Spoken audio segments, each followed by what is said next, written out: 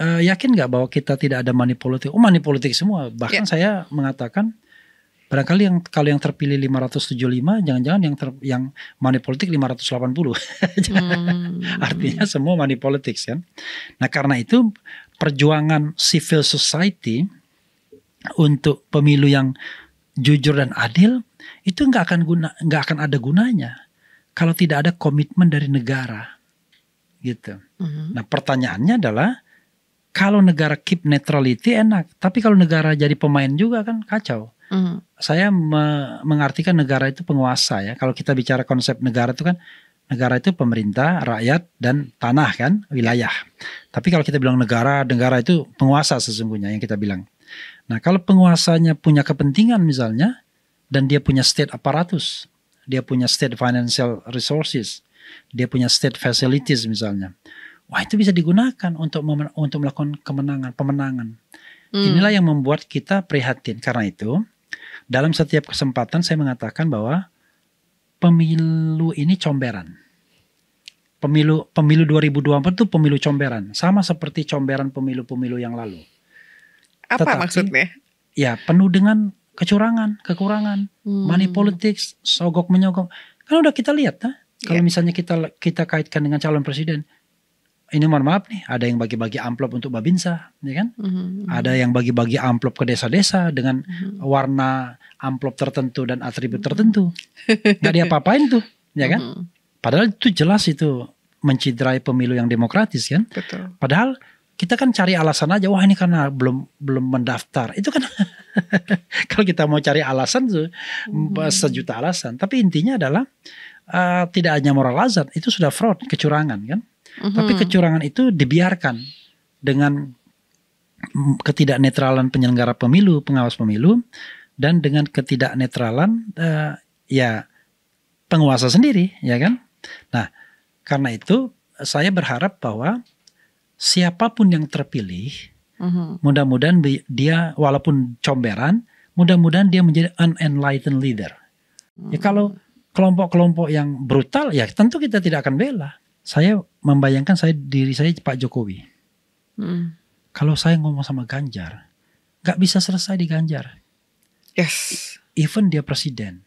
Ketika Anies kemudian berhadapan atau berpasangan dengan Caimin, dia lebih fleksibel untuk menampilkan persatuan antara Islam modernis dan Islam kiri itu. Abang gak pengen masuk Komisi 3? Kalau misalnya politiknya lurus mau. Kalau misalnya menang dan ternyata pemerintahannya amburadul, banyak korupsi gitu ya, dan ternyata tidak sesuai dengan apa yang masyarakat inginkan, apakah Bang Refli akan mengkritisi? Bang Refli Harun, terima kasih sudah hadir di Geolive. Terima kasih. Kita tuh sebenarnya, saya sih sebenarnya pengen banget mengundang Bang Refli Harun karena bosen banget sama koalisi. Pengen yang oposisi banget. Betul ya, Bang Refli ini oposisi banget ya. Konsep oposisi itu harus kita bagi dua. Oke. Ya, oposisi in system, ya, oposisi out of system, ya. Kalau opposition in system itu adalah partai-partai yang tidak bergabung dengan pemerintahan. Kalau dalam konteks sekarang, opposition in system itu ya Demokrat sama PKS kan, cuma dua partai itu. Tapi kalau oposisi di luar sistem ya mereka-mereka yang bersikap kritis dengan pemerintahan dan itu dilakukan secara konsisten, bukan sekali-sekali ya. Kalau saya mau dikategorikan sebagai oposisi, ya mungkin juga, tapi oposisi pemikiran ya. Oh begitu. Karena saya kan ada media yang saya bisa mengeluarkan pendapat setiap saat, anytime ya kan, bahkan anywhere juga kalau mau.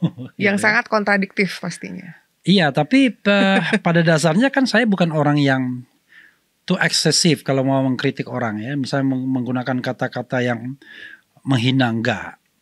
Saya ingin tunjukkan di mana kelebihannya dan di mana kekurangannya. Karena itu ya dalam kesempatan ini ya kita bisa berargumen. Coba misalnya, you name it. Mana kelebihan pemerintahan, mana kekurangannya. Kan kita bisa put everything on the table dan nanti kita akan tahu. Oh ternyata misalnya gini, satu hal. ternyata pembangunan infrastruktur apakah itu membawa dampak yang diharapkan atau tidak. Kalau belum ya kita katakan belum. Kan kalau kita bicara tentang pembangunan infrastruktur misalnya, pelabuhan misalnya, bandara, jalan. Nah itu apakah itu berdampak pada kehidupan masyarakat banyak atau tidak? Apakah dia sudah memiliki dampak ke bawah? Tapi kalau misalnya barang dan jasanya ternyata sama saja bahkan lebih mahal, artinya segala infrastruktur itu belum berdampak. Gitu. Bukan tidak penting tapi belum berdampak begitu. Baik. Oke. Jadi Anda ini sebenarnya oposisi dalam arti ke sistemnya yang tidak berjalan. Saya mengatakan saya seorang konstitusionalis. Oh, baik. Ya, karena background saya kan hukum tata negara. Ya. Jadi konstitusionalis itu adalah kita mendambakan negeri ini adalah negeri yang kalau dalam istilah agamanya baldatun thayyibatun wa rabbun ghafur.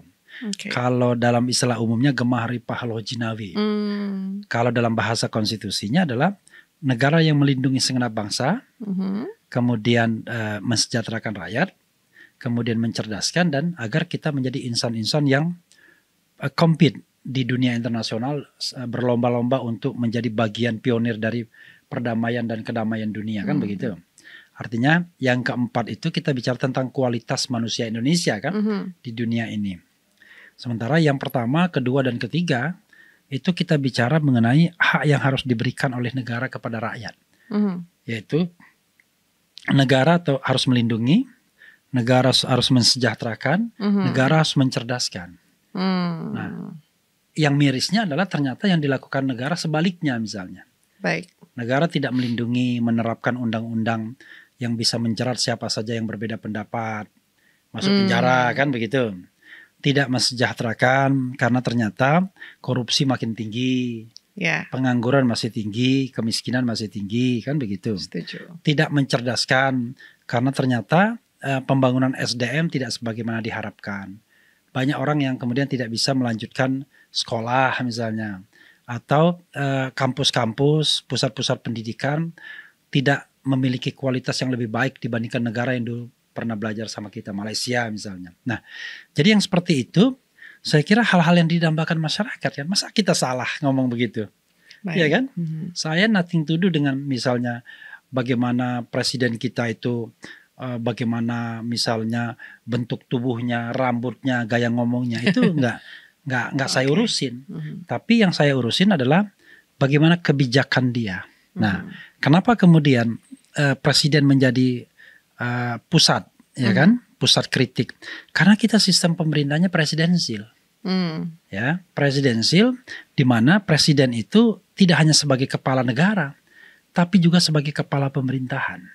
Kalau di luar negeri, memang raja dan ratu nggak boleh dihina. Walaupun di Inggris orang kadang-kadang juga menghina raja atau ratunya, karena atas nama kebebasan pers mereka punya in certain degree mereka punya perlindungan itu, dan juga kan mereka adalah tokoh publik, ya. Tetapi secara umum the queen atau the king can do no wrong. Sebagai kepala negara mereka tidak punya kesalahan apapun karena mereka bukan absolut pejabat, pokoknya ya. Bukan, mereka bukan pejabat eksekutif. Oh, oke. Yang day to day menentukan hajat hidup orang banyak. Nah, yang menentukan hajat hidup orang banyak itu yang di Downing Street number 10 itu, yaitu Perdana Menteri Prime Minister yang sekarang keturunan India, keturunan Asia Selatan. Nah, mereka lah yang kemudian yang harus menjadi sasaran kritik. Nah, di Indonesia ini karena sistemnya presidensil, orang sering nggak paham, ya, seolah-olah the president can do no wrong. Wah, ini kan kepala negara katanya, simbol negara. What? Mereka tidak paham bahwa yang namanya seorang presiden itu adalah pejabat eksekutif yang membuat kebijakan sehari-hari yang berdampak kepada kehidupan kita. Ya, mandat presiden pun dari kita, beda sama mandat raja dan ratu Inggris misalnya, bukan dari rakyat mandatnya. Mandatnya itu dari keturunan. Ya mungkin dia beruntung menjadi keturunan raja dan ratu yang sampai sekarang masih bertahan. Artinya since birth, sejak mereka lahir dia udah bakal jadi raja atau ratu. Ya kan? Tapi kalau presiden kan tidak ada orang yang bisa menjamin misalnya seorang bayi lahir, wah ini bakal jadi presiden. Tapi dalam sistem kerajaan begitu dia lahir, ini putra mahkota, kan begitu. Karena itu beda. Baik.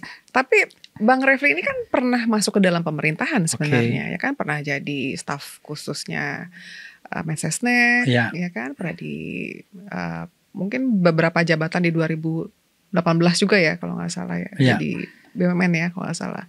Nah itu apa goalnya pada saat itu? Karena kan kalau melihat dari apa yang Bang Refli uraikan tadi kan sepertinya kok kayaknya banyak banget yang harus diperbaiki, ini salah, kayak banyak banget yang memang harus dikritisi. Kenapa mau join ke dalam pemerintahan? Begini, saya itu dalam sejarah tidak pernah menjadi tim sukses. Jadi baik pemilu 2004, 2009 maupun 2014 plus 2019. Saya orang yang merdeka independen, ya. Sekali lagi sampai 2019 ya. 2024 kan kita belum tahu. Nah, 2014 dan tetapi sebagai warga negara saya itu selalu mendambakan perubahan. Karena itu biasanya kalau ada sosok baru kita selalu berharap. Makanya misalnya pada 2014 saya menulis harapan itu bernama Jokowi. Oh ya? Ya. Tahun berapa itu? Tahun 2014. Baik. Jadi kenapa begitu? Karena saya selalu mengidamkan bahwa siapapun pemimpin baru yang terpilih itu memberikan harapan. Tapi saya sudah realistis dalam tulisan saya itu. Kalau ada ekspektasi dari rakyat 100%, itu rasanya bisa 30-40% direalisasikan saja sudah bagus. Tapi one thing for sure yang harus digarisbawahi adalah bahwa dia itu harus menunjukkan bahwa dia bekerja keras untuk mewujudkan itu. Sehingga kalaupun gagal, nggak ada masalah. Kan begitu? Oke, kita letakkan. Nah, karena itu saya tidak heran pada 2014 punya preferensi kepada Jokowi. Preferensi. Dan preferensi itu saya tunjukkan dengan pembelaan saya di publik. Terhadap misalnya kasus sengketa di Mahkamah Konstitusi. Saya katakan 99,9% permohonan Prabowo akan ditolak. Dan semua langsung jatuh cinta ya. Langsung jatuh cinta ya kan. Dan tiap hari saya diundang di stasiun televisi kan. Yang kita tahu bahwa stasiun televisi itu tim suksesnya Jokowi kan begitu. Berhadapan dengan stasiun televisi lain yang tim suksesnya Prabowo Subianto. Nah, setelah masa berakhir, ada konsolidasi membentuk kabinet dan lain sebagainya. Kemudian Mensesnek membutuhkan seorang ahli hukum tata negara. Saya bukan first priority sebenarnya. Sepanjang yang saya tahu, first priority-nya itu adalah ya Saldi Isra dan Zainal Arifin Muchtar. Saldi itu sekarang wakil ketua MK, Zainal Arifin dosen yang juga kolega Pratikno di UGM kan. Saya UGM juga, tetapi saya mengajar pasca dosen terbang, bukan dosen yang tetap kan. Rupanya mereka tidak mau. Kenapa mereka tidak mau? Karena kan dua orang itu kan lagi bintang terang semua di kampus, di tempatnya masing-masing. Mereka seperti punya home base. Saldi home base-nya di Andalas, Zainal home base-nya di UGM. Dan untuk dalam mengacak-ngacak fora nasional mereka tidak membutuhkan jabatan, kira-kira begitu. Ya kan? Mereka ada di comfort zone. Dalam tanda kutip. Sementara saya freelance, orang bebas yang tidak memiliki apa istilahnya, pijakan institusi. Jadi saya tidak terikat pada institusi apapun yang mengharuskan saya harus menunaikan komitmen dan lain sebagainya. Saya free man ya, kira-kira begitu. Nah, ketika saya berkonsultasi dengan dua sahabat saya ini, mereka mendorong. Pintar mereka menjebloskan saya kan untuk menjadi staf khusus itu, karena mereka berharap saya jadi bridging antara civil society dan pemerintahan, sebagaimana dilakukan Denny Indrayana ketika pada masa pemerintahan SBY kan. Kan banyak dia menjadi bridging, sehingga entah unfortunately atau fortunately dia dimusuhin sendiri oleh kalangan pemerintahan. Karena misalnya membocorkan soal pajak, ya kan, dulu ada Gayus Tambunan kan. Nah, dia juga kemudian sekretaris anti mafia kan begitu, yang tim presiden. Tapi rupanya saya punya komitmen, saya tidak mau diikat. Maksud saya, kalaupun saya jadi staf khusus, bukan berarti saya kemudian dibeli, tapi saya ingin tetap bebas. Jadi mereka membutuhkan pendapat saya, silahkan, tetapi saya tidak ingin dibeli dalam tanda kutip. Tidak ingin diikat gitu. Ya, bahkan saya tidak mau diumumkan. Toh yang mereka butuhkan bukan pencitraan lagi kan? Wah, Refli sudah di sini, tapi yang mereka butuhkan kan pemikiran saya. Karena itu hanya 4 bulan. Ya. Oke. Akhirnya saya merasa nggak cocok, nggak cocok. Jadi bukan 4 bulan, 2 bulan, 3 bulan pertama saya sudah mau mengundurkan diri. Saya utarakan niat itu kepada rekan saya Saldi. Padahal enak loh jadi staf khusus itu kan. Dikasih rumah dinas, dikasih mobil setara Camry kan begitu. Nah dengerin tuh. Ya kan. Kemudian gaji puluhan juta kan. Ya. Okay. Tapi itu pun bayangkan. Saya mau mundur. Padahal saya sendiri gak ada kerjaan yang tetap. Saya cuma pembicara publik saja. Dan saya memang advokat ya, lawyer ya. Beberapa kali misalnya di MK. Tapi saya termasuk orang yang bukan masif gitu cari-cari klien kan. Ya. Nah, kemudian di dalam proses mau berhenti itu, saya diangkat jadi komisaris utama Jasa Marga. Nah, saya kemudian nggak ngerti apa-apa kan saya kan. Loh, kok mau diangkat? Saya telepon 4 orang, 3 atau 4 orang. Mudah-mudahan saya tidak keliru. 1, saya telepon Henry Saparini, ekonom. Ketika ditawari menjadi Komod BUMN. Kedua, saya telepon Chandra M. Hamzah, mantan wakil ketua KPK. Dan fortunately mereka ternyata jadi komod semua itu. Untuk mengkonfirmasi apa? Bahwakah ini benar gitu? Bukan. Apakah saya harus terima? Oh, oke. Jadi saya kan konsultasi. Saya bilang, iya. Baik. Saya bilang saya nggak punya pengalaman, saya nggak ngerti apa-apa nih soal Dewan Komisaris. Nah, saya telepon Henry Saparini yang ternyata diangkat sebagai Komod Telkom. Saya telepon Chandra M. Hamzah yang diangkat sebagai Komod BTN, Bank Tabungan Negara, dan sekarang ternyata masih BTN juga ya, setelah dia pindah ke PLN. Saya telepon Zainal Arifin Muhtar. Saya lupa-lupakan apakah saya telepon Zainal, tapi rasanya saya telepon, dan saya telepon Saldi Isra. 4 orang itu yang saya telepon. Dan fortunately, ya, dilalanya 4 orang itu mengatakan ambil aja. Fortunately. Ya, saya bisa unfortunately, bisa fortunately, saya nggak tahu. Tapi saya mengatakan fortunately itu nanti akan ujungnya, ya. Lalu saya bilang, saya kan nggak ngerti gimana caranya nanti. Oh, nanti ada komite katanya yang akan membantu. Ya udah, saya kan makhluk pembelajar. Saya sederhana. Orang-orang yang disebutkan itu rasanya tidak lebih pintar dari saya juga ya kan. Kalau mereka bisa, masa saya nggak bisa? Kan itu kan ibaratnya adalah, oh saya ciptakan lagu loh setelah usia 50 tahun. Ternyata saya bisa juga. Ada 21 lagu yang saya ciptakan. We need the challenge ya. Iya kan. Okay. Nah akhirnya saya menjadi Komod BUMN dan langsung mempercepat pemberhentian itu. Karena saya diangkat sebagai Komod itu 18 Maret. Lalu per 1 April saya berhenti sebagai staf khusus. Karena nggak mungkin suddenly kan, mengundurkan diri kan harus sampai akhir bulan. Uangnya lebih banyak? Hah? Uangnya lebih banyak? Lebih banyak, tapi nggak ada fasilitasnya. Oh oke. Ya, jadi kalau di BUMN, kita tidak dapat mobil, kita tidak dapat kendaraan, kita tidak dapat rumah dinas, cuma gaji saja. Jadi kalau kita misalnya belum punya rumah, belum punya kendaraan, dikonversi hanya akan jadi staf khusus. Apalagi kalau kita mental korup kan, kalau menjadi inner circle kekuasaan kan, upeti mungkin jauh lebih banyak dibandingkan gaji kita kan gitu. Nah, tapi saya tidak mempertahankan itu, dan kemudian jadilah saya komisaris selama 5 tahun, 3,5 tahun di Jasa Marga, kemudian 1,5 tahun di Pelindo 2. Dan ini fortunately selama jadi komisaris utama saya sudah menghasilkan 3 buku. Satu judulnya BUMN dalam pandangan hukum tata negara, pandangan tata negara. Yang kedua bukunya adalah menjadi komisaris BUMN antara idealisme dan profesionalisme. Yang ketiga hukum BUMN. Jadi antara idealisme atau profesionalisme?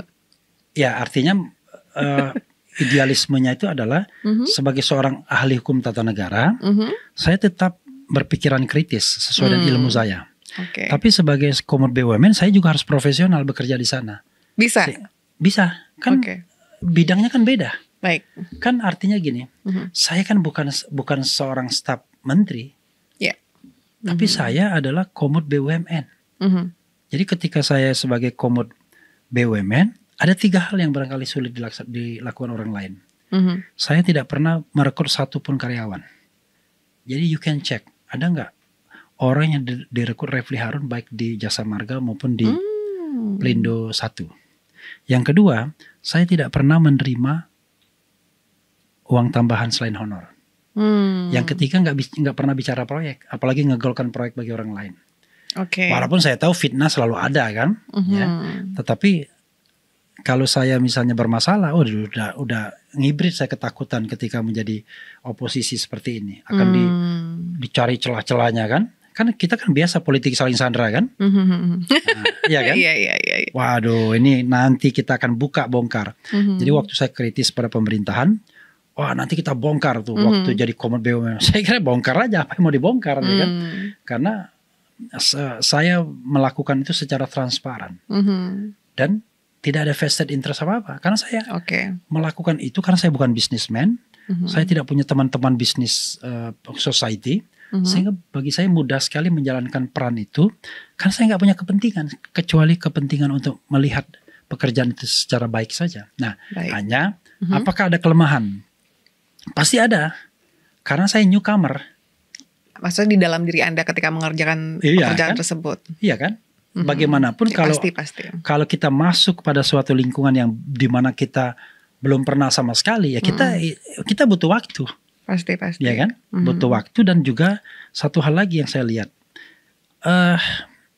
sering seorang pemegang jabatan di BUMN itu dia tidak menggunakan kapasitas dirinya untuk dihormati secara maksimal. Iya. Biasanya dia menggunakan gesture kekuasaan. Either dia orang dekatnya presiden, atau dia staf khususnya menteri, atau bahkan wakil menteri sendiri. Jadi orang menghormati dia, takut sama dia. Siapa yang dimaksud sama Bang Refly? Saya gini, ini kan era terbuka ya, frankly speaking. Saya kira orang melihat Ahok misalnya kan, saya kira bukan karena dia profesional sebagai seorang komisaris ya, kan nggak punya pengalaman juga dia. Karena sosok ya. Enggak dong, lebih karena dia dianggap orang dekat presiden kan. Iya kan?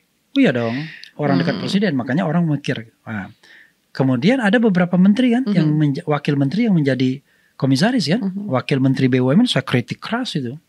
2 wakil menteri BUMN jadi komisaris utama di BUMN, bayangkan. Yang dikasih BUMN yang basah lagi, yang sudah running well.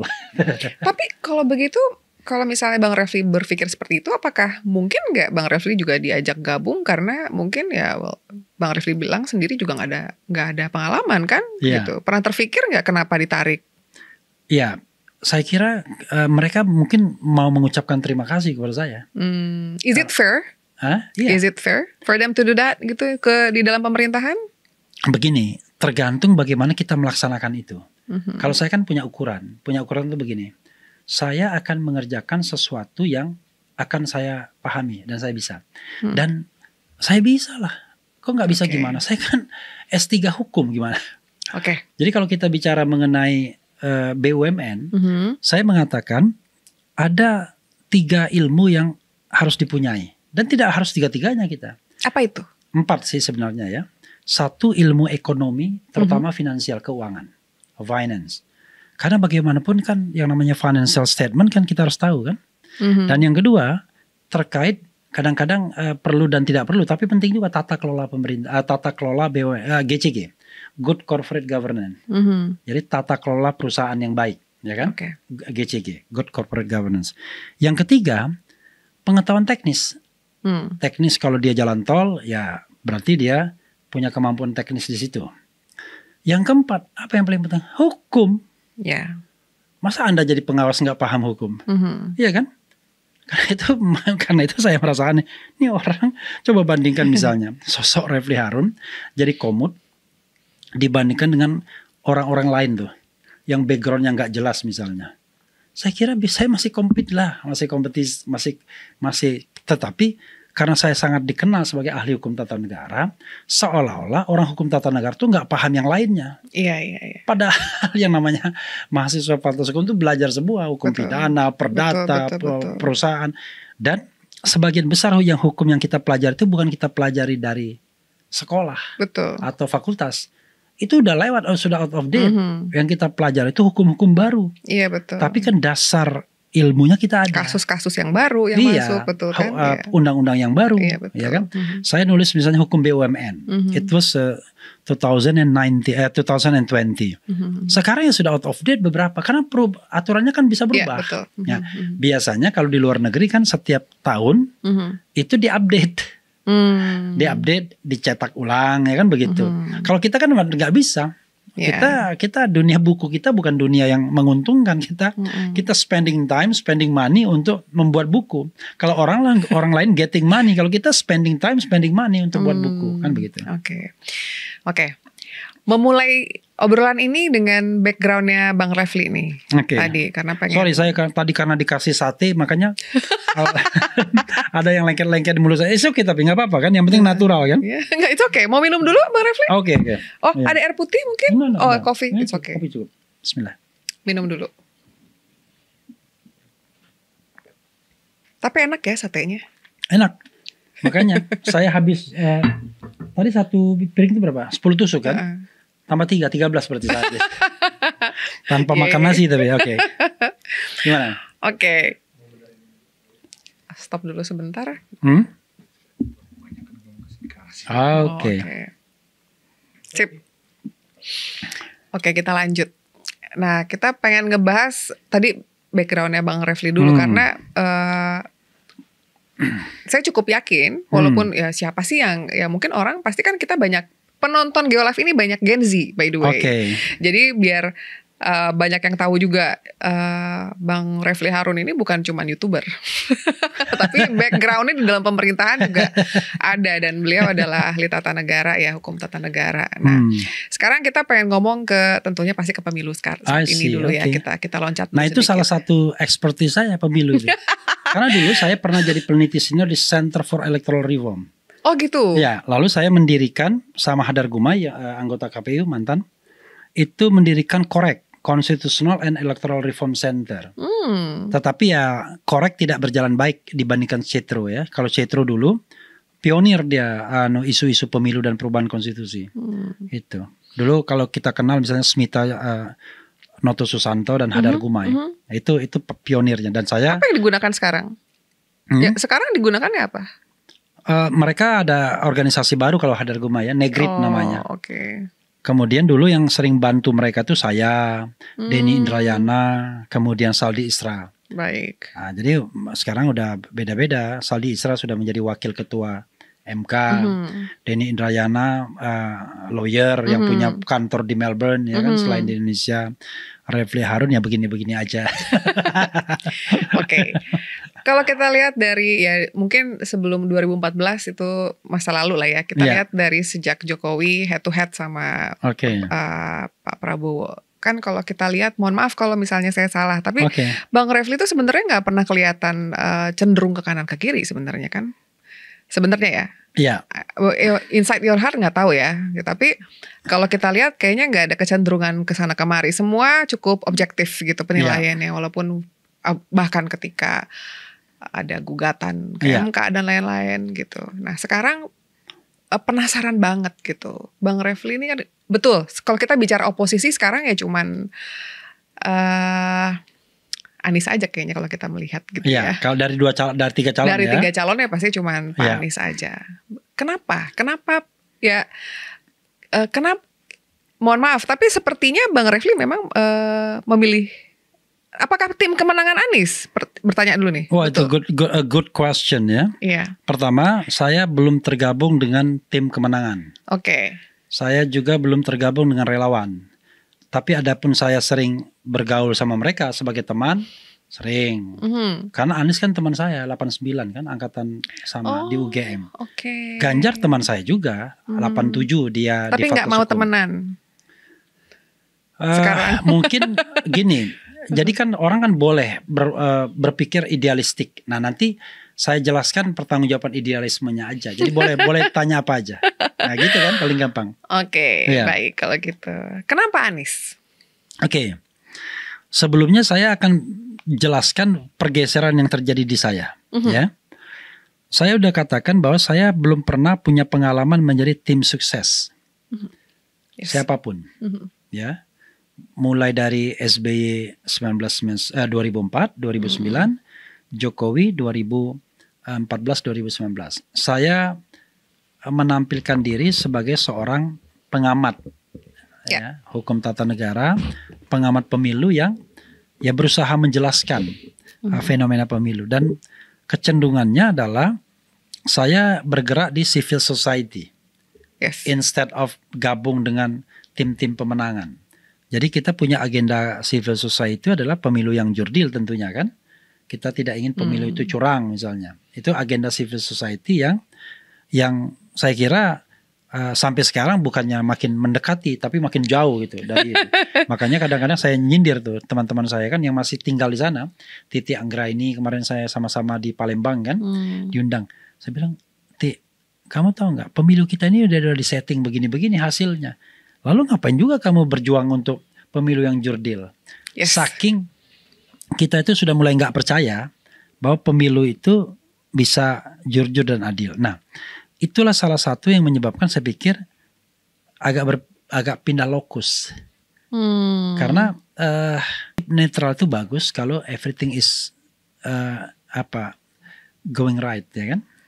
Tapi kalau misalnya banyak hal yang buruk, misalnya satu contoh pemilu, yakin nggak bahwa apa yang diumumkan, saya bilang pemilu itu tidak hanya pilpres loh, ada DPR, DPD dan DPRD. Yakin nggak bahwa yang diumumkan KPU atau KPUD itu adalah mereka yang dipilih rakyat?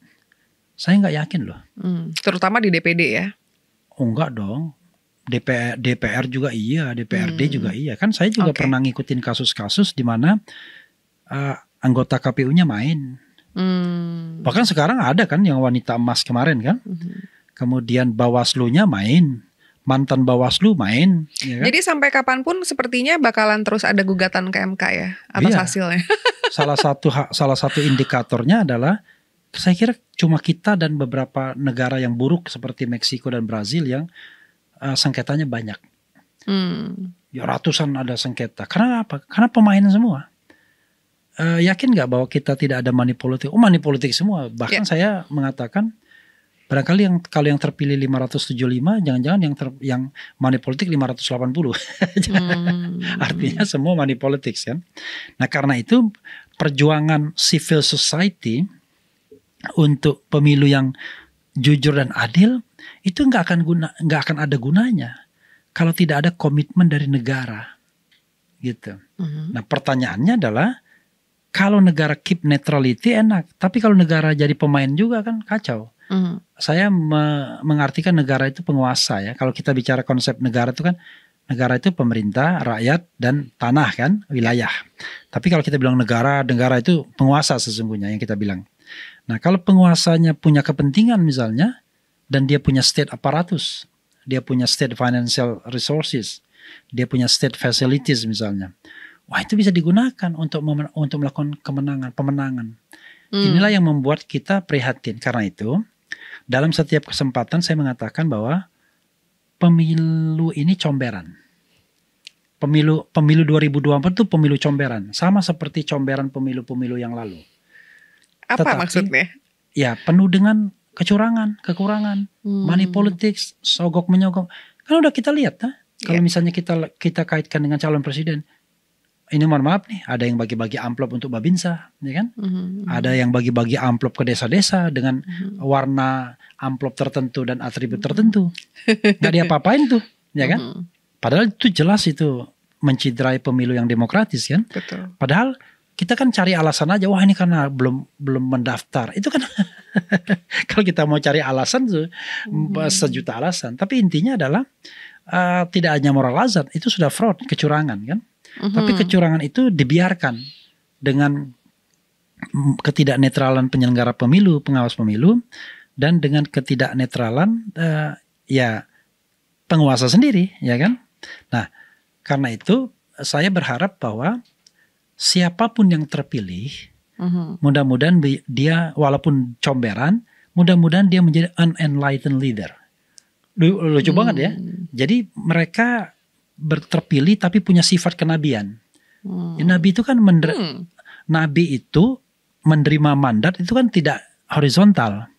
Dia kan bukan hidup di masyarakat society-nya yang korup. Kan bukan begitu kan? Misalnya Nabi Muhammad misalnya. Kan masyarakat dulu kan menyembah berhala, enggak karu-karuan hidupnya. Yeah. Tapi dia tiba-tiba mendapatkan tugas profetik wahyu dari Yang Maha Kuasa. Artinya dia beyond the society kan begitu. Nah, kita berharap walaupun presidennya menang melalui comberan, ya kan? Sogok sana, sogok sini, bayar sana, bayar sini ya. Kemudian belum lagi uang percukongan dan lain sebagainya, peroligarkian. Tapi dia sadar bahwa kita tidak bisa mempertahankan kondisi seperti saat ini. Kalau enggak, otherwise kita hancur. Nah, karena itu dia berusaha menata. Makanya harus ada kontrak politik dengan calon presiden baru ini. Nah, kalau tadi dikatakan saya misalnya lebih condong ke Anies misalnya, dua hal yang ingin saya katakan. Kenapa sih orang takut sekali kalau dibilang dia condong ke sana kemari? Kan itu hak politik, political right. Dan yang kedua adalah karena saya berpandangan pemerintahan ini gagal. Boleh dong, masa saya nggak boleh mengatakan pemerintahan ini gagal? It's okay. Tentu ada indikatornya. Tentu ada indikatornya. Demokrasi kita flawed demokrasi yang cacat, ya kan? Itu sudah penilaian dari dunia internasional. Kedua, kita bukan lagi negeri bebas ketika zaman SBY ke bawah, ya kan? Tetapi sudah partly demokrasi, partly free, negara separuh bebas. Dari Freedom House sejak 2015-2016, berarti masa pemerintahan Presiden Jokowi. Kemudian indeks pemberantasan korupsi kita turun lagi, diwarisi oleh SBY 34. SBY itu menaikkan dari 20 ke 34, sama Presiden Jokowi dinaikkan sampai 40 di 2019. Tapi turun di 2020 menjadi 37, naik lagi jadi 38 di 2021, 2022 terjun bebas ke 34. Penurunan yang sangat drastis sejak era reformasi. Nah, karena itu saya mengatakan pemerintahan ini gagal dengan berbagai indikator kan. Termasuk nanti utang luar negeri. Coba bayangkan. Masa pemerintahan SBY utang luar negeri 2.600 cuma. Dan itu utang luar negeri sejak tahun 45 kan. Tapi begitu masa pemerintahan Presiden Jokowi 8.000 hampir. Ya masih 7.700, 7.800. Tapi diperkirakan angka 8.000 akan terlampaui. Jadi kalau 8.000 dengan 270 juta penduduk Indonesia, bayi yang baru lahir itu dibebani utang pemerintah itu 40 juta. Itu baru bilang utang pemerintah, belum utang BUMN. Belum kewajiban negara yang harus dibayar juga, yaitu pensiun TNI, Polri dan ASN. Jadi kata Misbahun, salah seorang anggota DPR, sebenarnya utang kita bukan 7.800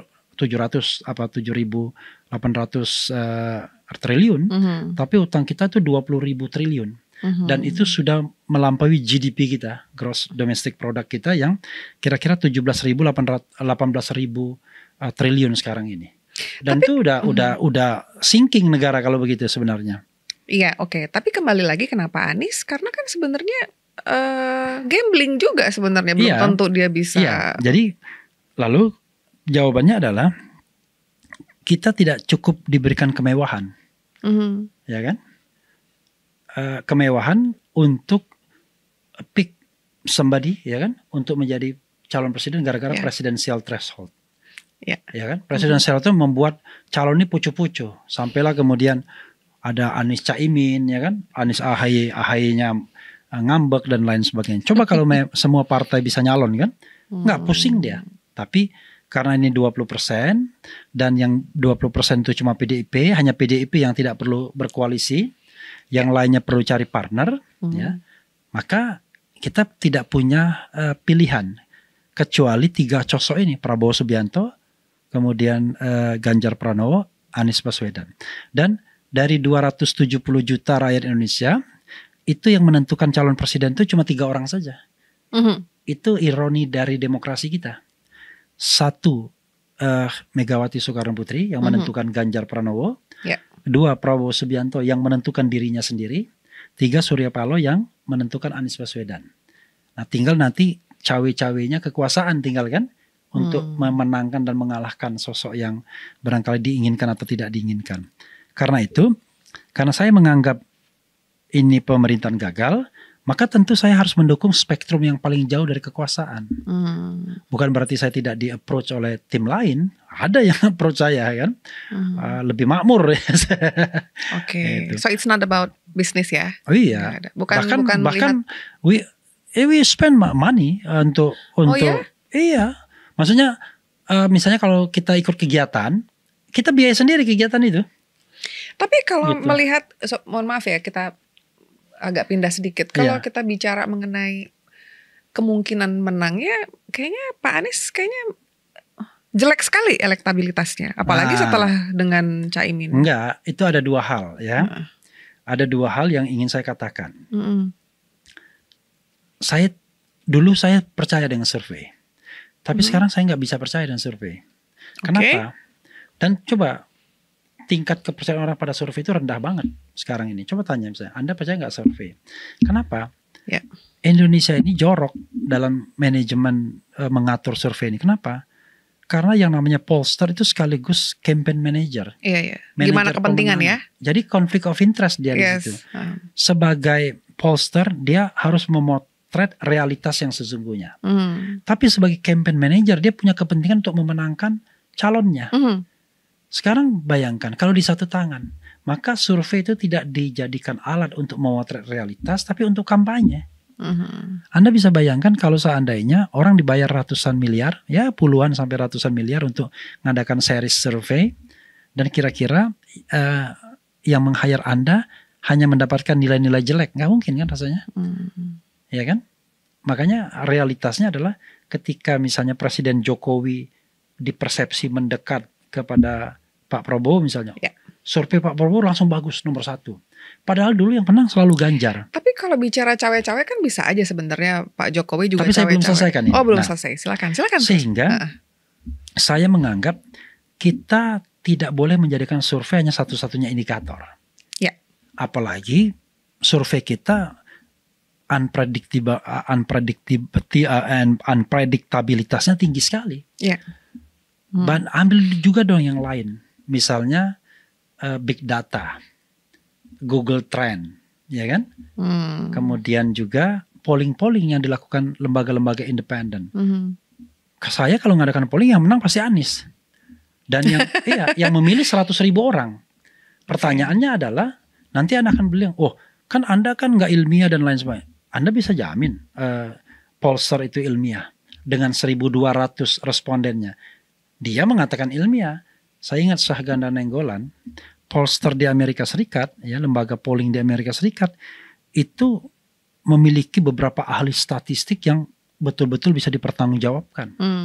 Kalau kita ahli statistiknya S1 aja tamatan biasanya, pokoknya yang penting bisa bikin statistik, sisanya pengamat politik. Kan begitu. Betul. Pertanyaannya adalah, ini Anda pengamat politik atau sebenarnya ahli statistik? Karena dengan gampangnya mereka akan menjudge. Menjudge-nya kan, ini ada berita nih. Misalnya elektabilitas Ganjar menurun karena ada pernyataan yang menolak tim Israel. Kan begitu. Lalu ini ada hasil. Dia tinggal sesuaikan aja kan. Kalau hasilnya jelek, ada pengaruhnya. Kalau hasilnya bagus, tidak ada pengaruhnya. Jadi karena itu menurut saya masuk akal. Menurut saya daripada kita pusing dengan survei, lebih baik kita meyakini apa yang kita yakini sebagai jalan yang baik secara subjektif. Saya mengatakan begini, kalau kita memilih yang baik, kita nggak pernah menyesal. Karena menang dan kalah itu yang Maha Kuasa yang akan menentukan. Tapi kita sudah benar keberpihakan kita. Jadi kita berpihak itu bukan karena dibayar, ya kan? Bukan karena diiming-imingi, tapi karena bergerak dengan hati nurani. Bahkan untuk bergerak itu kadang-kadang kita keluar uang sendiri. Misalnya kita membiayai, bayangkan misalnya saya diundang untuk bicara misalnya di kegiatan tim Anies, tapi nggak ada tiket pesawatnya, saya beli sendiri tiket pesawatnya. Kan itu kan konyol.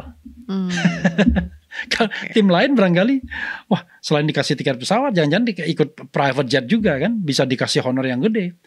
Misalnya ada mahasiswa misalnya, wah tapi ini kan harus dikonfirmasi. Tapi saya tidak sebutkan timnya. Wah awal-awalnya mau ikut tim pemenangan A dengan idealismenya. Ujung-ujungnya pindah ke B. Kenapa? Konon dibayar 30 juta per bulan sebagai tim pemenangan misalnya. Siapa yang nggak mau? Nah, karena itu no regret kalau kita membela sesuatu yang kita anggap benar. Jadi kalaupun misalnya dikatakan, wah nanti bakal kalah dan sebagainya.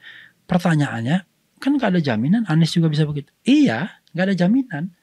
Tapi kan kita harus memilih, itu persoalannya. Kan pilihannya adalah dua hal. Anda mau memilih atau enggak. Nah, saya memilih. Karena saya memilih, maka saya bandingkan ketiga ini. 3 orang ini. Saya bandingkan kan. Coba you name it. Misalnya, saya agak nakal misalnya. Misalnya kita kirim 3 orang ini ke luar negeri. Kira-kira yang akan disambut siapa? Iya kan? Satu, oke, bagus, punya pengalaman luar negeri yang bagus, tapi track record tidak bagus di luar negeri. Ya kan? Menyangkut misalnya kejadian-kejadian masa lalu, saya tidak mau spesifik ya. Yang satu bahasa asing pun nggak pernah saya dengar. Betul.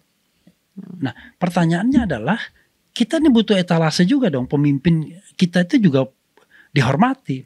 Saya ingat Adi Masardi waktu dia jadi jubir Gus Dur itu, sedih dia melihat presidennya katanya. Begitu turun dari waktu kunjungan ke luar negeri, begitu turun ke pesawat dipapa, dituntun karena buta. Ini mohon maaf ya. Kemudian istrinya pun pakai kursi roda. Dia bilang kok bisa ya negara kita sebesar ini presidennya begini. Tapi begitu Gus Dur menjadi pembicara di forum internasional, disitulah kebanggaan dia tinggi sekali. Kenapa? Karena pemimpin kita pemimpin yang berkualitas, yang punya kemampuan bernarasi. Nah sekarang orang mendikotomikan antara narasi dan eksekusi loh. Kalau jadi pemimpin Anda harus paripurna. Bukan berretorika ya? Narasi. Oh baik. Jadi, tapi pertanyaannya apa yang salah dengan retorika? Retorika itu ilmu untuk berdebat kan? Baik. Iya. Jadi hanya orang-orang yang punya kemampuan narasi bisa berretorika kan? Oke. Jadi dia punya narasi, tapi dia juga punya kemampuan eksekusi. Kan tak mungkin kita belah. Karena kalau levelnya itu adalah pemimpin nasional.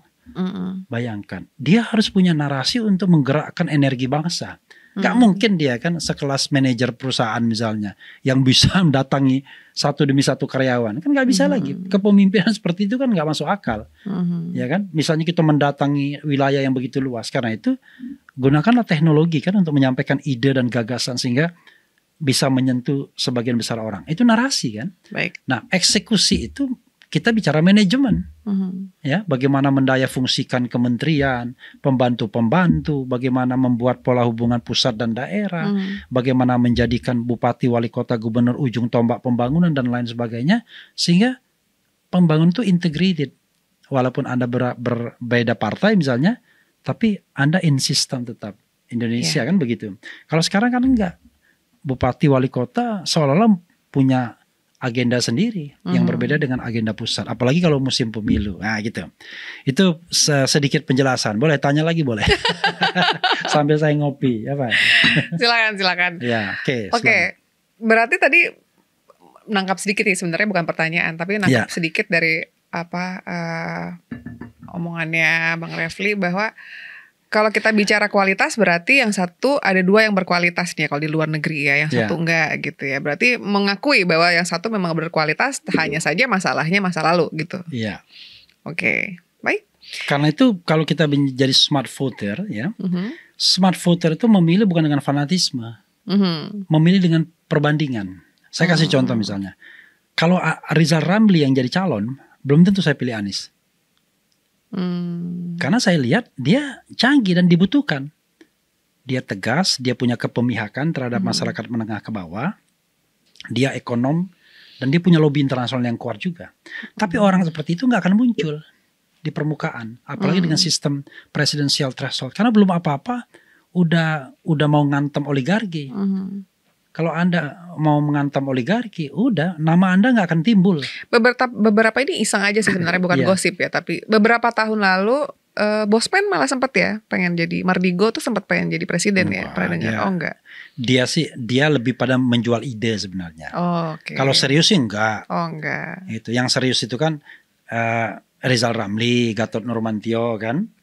Kemudian beberapa yang calon-calon yang ada sekarang ini kan itu kan orang serius semua kan. Puan Maharani. Tapi jelas akhirnya kan kita terbentur dua hal kan. Pertama kapasitas, kualitas. Yang kedua kendaraan. Pasti kendaraan, wadah ya. Iya. Nah sekarang pertanyaannya adalah, kalau Anda nggak punya kendaraan politik dan Anda bukan part of the political party membership, tapi Anda nominated by the party, berarti Anda orang hebat dong. Yes, that's true. Iya kan? Kalau Prabowo mencalonkan diri, biasa aja. Orang dia punya partai, dia declare, ya kan?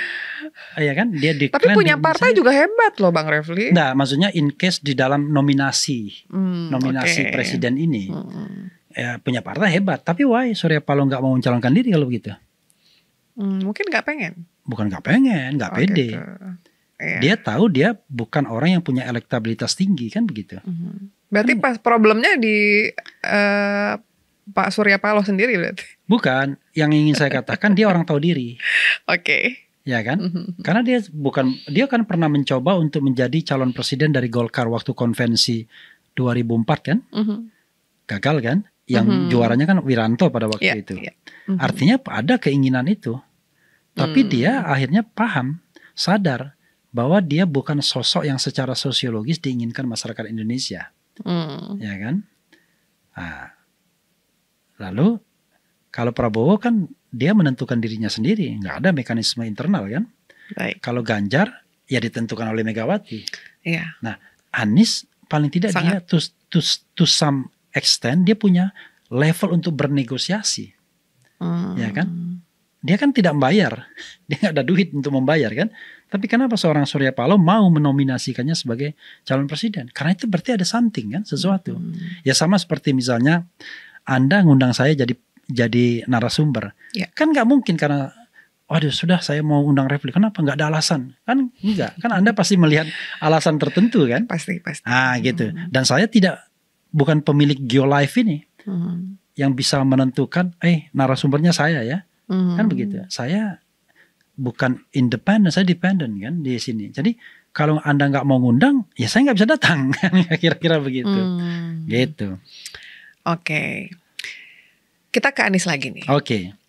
Kalau misalnya kita bicara cawe-cawe nih, Bang Refli ya, gitu. Kita cukup tahu lah sebenarnya Pak Surya Paloh juga deket kok dengan yang lain-lain gitu ya. Dengan Pak Jokowi juga deket gitu dengan yang lain-lain.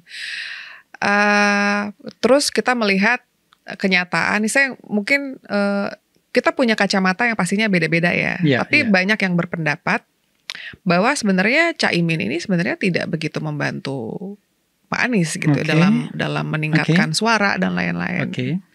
Apakah tidak ada pemikiran bahwa sebenarnya Pak Surya Paloh juga sebenarnya di dalam benaknya, di dalam jauh di lubuk hatinya sebenarnya nggak pengen Anies menang gitu, dan dengan cara itu kita pasangkan saja dengan Pak Caimin. Bisa jadi, ya kan? Artinya kan kemungkinan itu bukan tidak ada, tapi rasanya aneh. Gak mungkin gitu. Iya, anehnya adalah kalau begitu kenapa dia mencalonkan Anies pada tanggal 3 Oktober tahun 2022 kemarin. Kan aneh. Dia ngambil resiko, dan resikonya sudah dia dapatkan kan. Satu menteri keplanting kan. Menteri lain hampir juga Yassin Limpo. Jadi bisa jadi ada skenario di tengah jalan ada negosiasi. Mungkin. Karena itu saya kan tidak boleh juga mengatakan tidak kan. Tapi saya ketika melihat Anies Caimin, saya lebih optimis dibandingkan Anies AHY. Kalau misalnya Anies AHY. Kenapa? Nah, itu menarik, ya kan? Ketika diumumkan Anies Caimin, saya juga orang mengatakan, wah. Karena saya pun bikin polling nggak pernah saya pasangkan Anies Caimin itu. Karena saya menganggap Caimin kartu mati. Kardus durian dan lain sebagainya isunya, dan ya kita frankly speaking kan. Tapi ini mungkin God hand. Ya walaupun Rocky tidak suka bilang God hand, semua pesan dari langit apa-apa. Tapi maksudnya gini, ya kan? God hand-nya begini. Saya ingin ambil satu perspektif ya. Problem di Indonesia ini salah satu problem Islam. Islam itu kekuatan di Indonesia. Tetapi selalu ingin dipecah belah. Saya juga heran. Padahal memecah belah kekuatan Islam itu hanya menghasilkan Indonesia yang lemah. Udah pasti itu. One thing for sure. Nggak mungkin. Jadi kalau misalnya ada kelompok, ada orang mau memecah kekuatan Islam, maka hasilnya adalah Indonesia yang lemah. Kenapa? Karena dipecahnya ada dua kelompok besar yang kita katakan Islam tradisional, atau kadang-kadang orang mengatakan Islam kiri, atau mengatakan Islam kebangsaan, dengan Islam yang kanan, Islam modernis. Kan moderat begitu. Ya. Sehingga bukan moderat. Modernis. Yang moderat tuh bahkan yang kiri dianggap moderat tuh.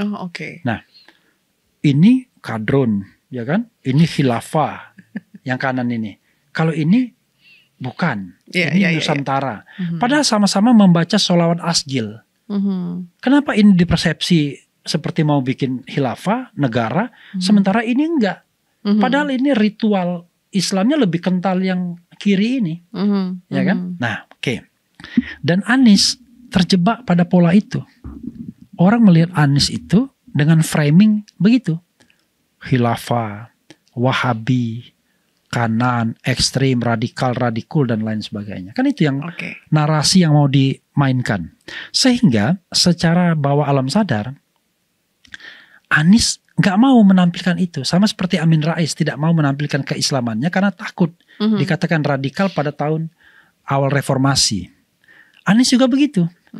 Jangan heran kalau ada non Muslim misalnya, kita bicara dewasa ya, yang mendukung Anies pasti dijadikannya etalase.